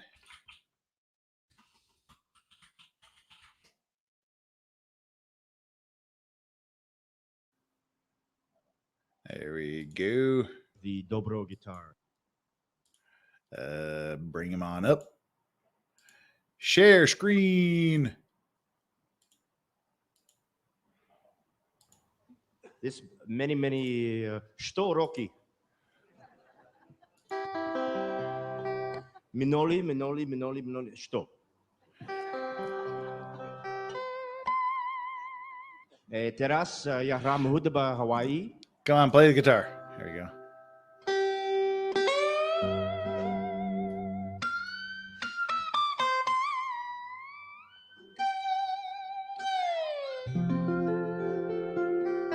Yeah, I love me some Bob.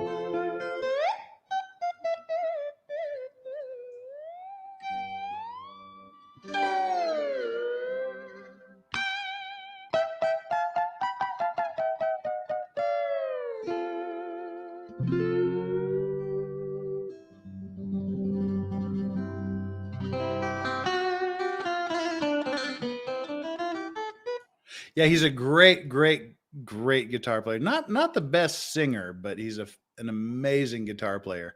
And like I said, the guitar that I bought from him is one of my prized possessions, and that's something that I'm going to pass down to my son, whether he ever plays guitar or not. Bob Brosman was like an unknown legend. Just look him up and listen to his music. He's fantastic. All right. Well, I'll finish listening to that later. We want to do our best to avoid the copyright strikes. But yeah, that's pretty cool. Thanks, Doc McFuzzball. Yeah, that's definitely got the Brosman does like a lot of the ragtime jazz stuff as well. That's pretty cool. All righty. Well, damn, we just kind of wander off into all sectors at this point, don't we? Do check Colonel Kurtz on. Yeah, the invitation is out to her to join. But again, it was like kind of a last minute thing. She was asleep when I sent the message. I don't even know if she's seen it. I don't know if she ever will see it. But I definitely am going to try to like plan out further in advance for the next time and have her here, because her comments would be invaluable, I believe. I mean, she's the master of all things Manson, as far as I'm concerned.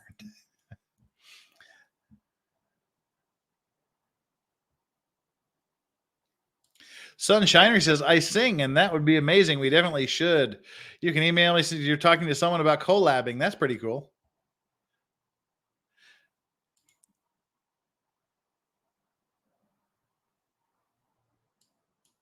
I'm not trying to take Jeff down.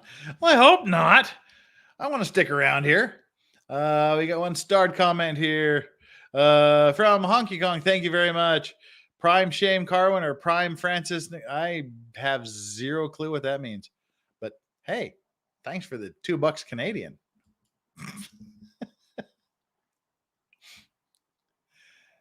All right. Now, I hope that's not anything that's going to get me booted as well. But yeah, so okay, that was the tour of my house, which led to the explanation of my guitars, which led to the Bob Brosman introduction, and then our very own Doc McFuzzball's cover of a Brosman song. So that's pretty cool. Yeah, here we are at the end of things. We're 3 hours and 6 minutes into this.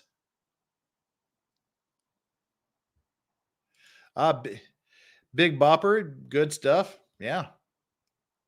Got to go with the Big Bopper. That's the story that everybody needs to know. The Don McLean song, the day the music died, Miss American Pie. That was about the plane crash that killed the Big Bopper and Richie Valens and God, who the hell else was on the plane? But Waylon Jennings gave up his seat to the Big Bopper on that plane. If Waylon Jennings had kept his seat, he would have died, and that would have been the end of Waylon Jennings, and Big Bopper would have gone on. That was Big Bopper played some good music.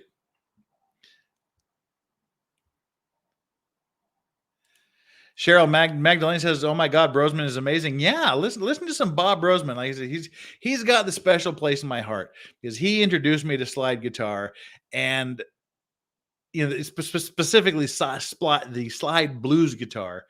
And then years later, I got to buy a guitar from him, and that's like a super thing to me. Helena T, thank you so much for the super sticker. Deeply appreciated. That is really sweet of you. Thanks so much.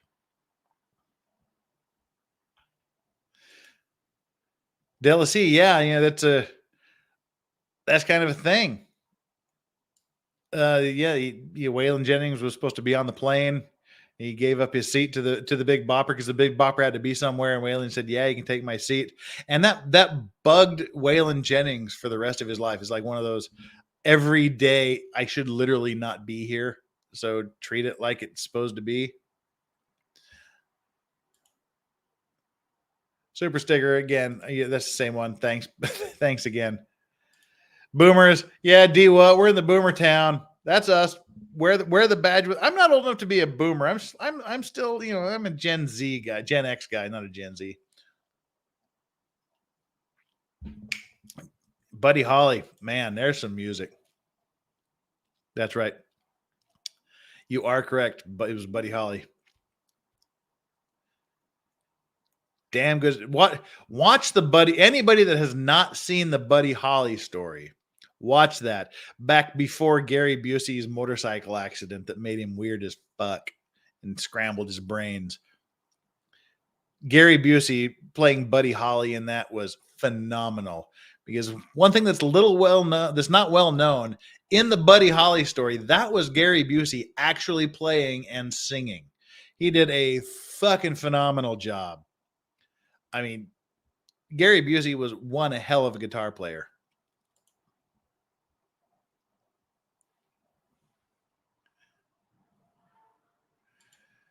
Seth MacFarlane was supposed to be on a 9/11 flight. Wow, I didn't know that. I knew that Peter Davidson's father was in the World Trade Center. I knew that. How does Pete Davidson end up with a Kardashian? I don't know if it's a blessing or a curse, but God bless him,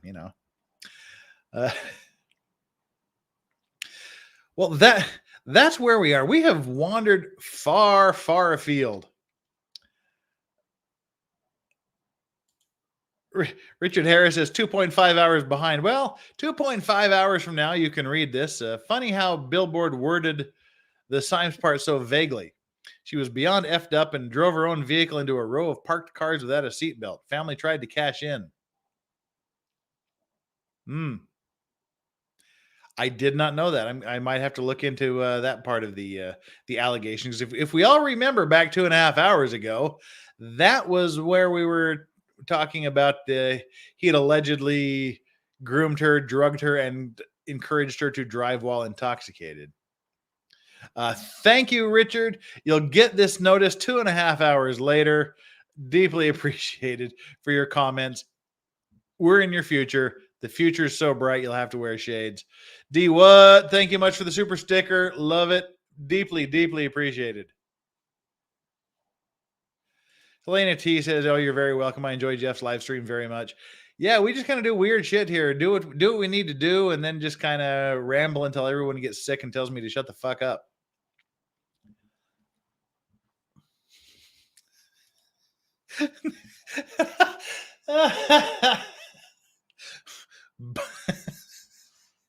Butthole eyes Pete creeps me out. All right, chalk that up to things that I'll never be able to unthink about ever again. Butthole eyes. I see what you're saying with that. Oh dear. All right. Wow. And well, going back to my Beavers Junior, so much good music. Now today it's all computer generated crap and legal devices. No one has been able to hold a tune anymore. Yeah, vocoder ruined everything. Post production shit ruined everything.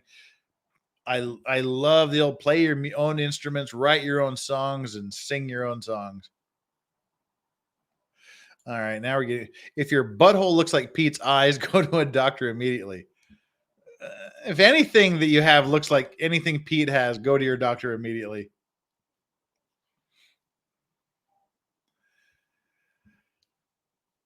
All right. Oh, that was funny.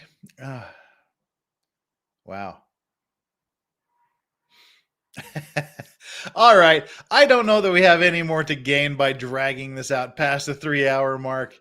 We're getting on 1:13 a.m. here in Korea. Not that I have fuck all to do, but yeah, we again, what's coming up next time?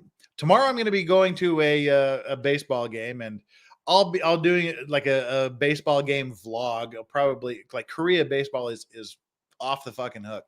We'll do some of that. Hopefully, I'll be able to upload that on Sunday. Monday, I think I've got something going. No, Monday, my new cleaning lady's coming. It has nothing to do with my schedule here. So maybe Monday we'll do the ship collision reaction videos. And again, that's just what I do for a living. That's a huge part of what I do. Maritime and admiralty shipping collisions and things. And that's a case that we got a brand new case today. A fishing boat was involved in a collision and saying, so I got to deal with that at the office. But come home Monday, we'll do like a ship collision reaction video, give you my thoughts on various ship collision videos that are out there on YouTube. Wait, we got another question here. Are you familiar with Milenko Matejevic? No, he's a lead singer for Steelheart. Oh, I know Steelheart. Steelheart, okay. Steelheart is fantastic.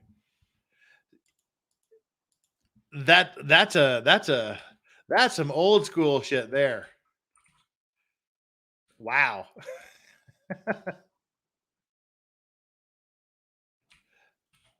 Wow. I haven't thought of Steelheart in quite a while. Wow. Okay. Definitely has the range. Just checking on something real quick here. Sorry.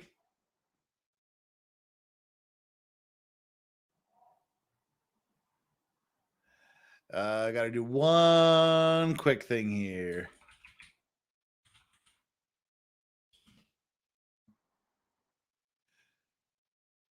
All right. So yeah, Steelheart. See, how I came to know Steelheart when I would now this is like some serious freaking old school boomer music shit here. Steelheart.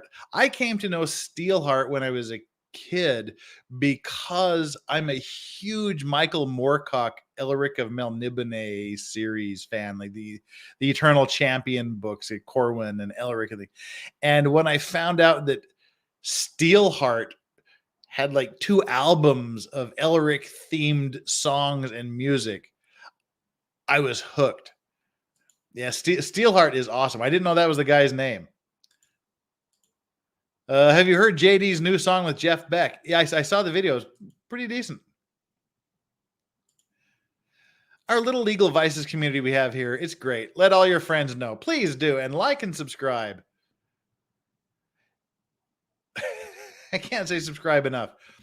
Where's that Korean baseball guy that's so good, was waiting to turn 25 to come to America? I want to say there's a lot of decent Korean baseball players that are probably gonna make their way to the States pretty soon. But yeah, I'll film some video what happens in a Korean baseball stadium during a Korean baseball game and try to upload it on Sunday. Richard Harris trying to play some catch up. Some of the stuff's memory lane. Remember, Resner was not always well liked. Yeah. Being a whiner, Twiggy always fucked out of his head. Send your nudes to Jeff?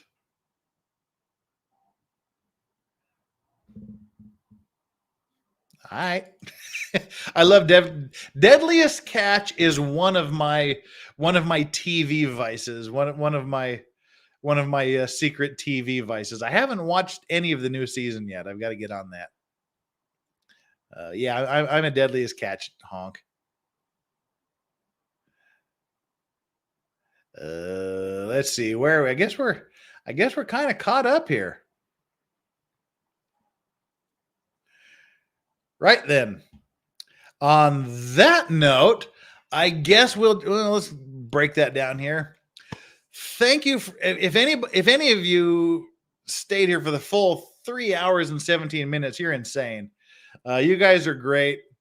I love you all. We'll see if we can get the baseball stuff up on Sunday. If not, we'll do it later in the week. Monday, we're going to do the ship collisions, and then I'll just have to kind of figure out what the hell we're going to do for the rest of the week. We'll just see what happens. But enjoy your evening, your morning, your afternoon, your night, wherever you are. Take care of yourself. Mods, I love you. Everybody tell the mods how awesome they are. They don't get paid enough to do this job. Like me, please like me. Subscribe. That's kind of fun. Subscribe. Get my numbers up. We've been stagnant for a while. We need a bump. And until we meet again, take care and enjoy your legal vices.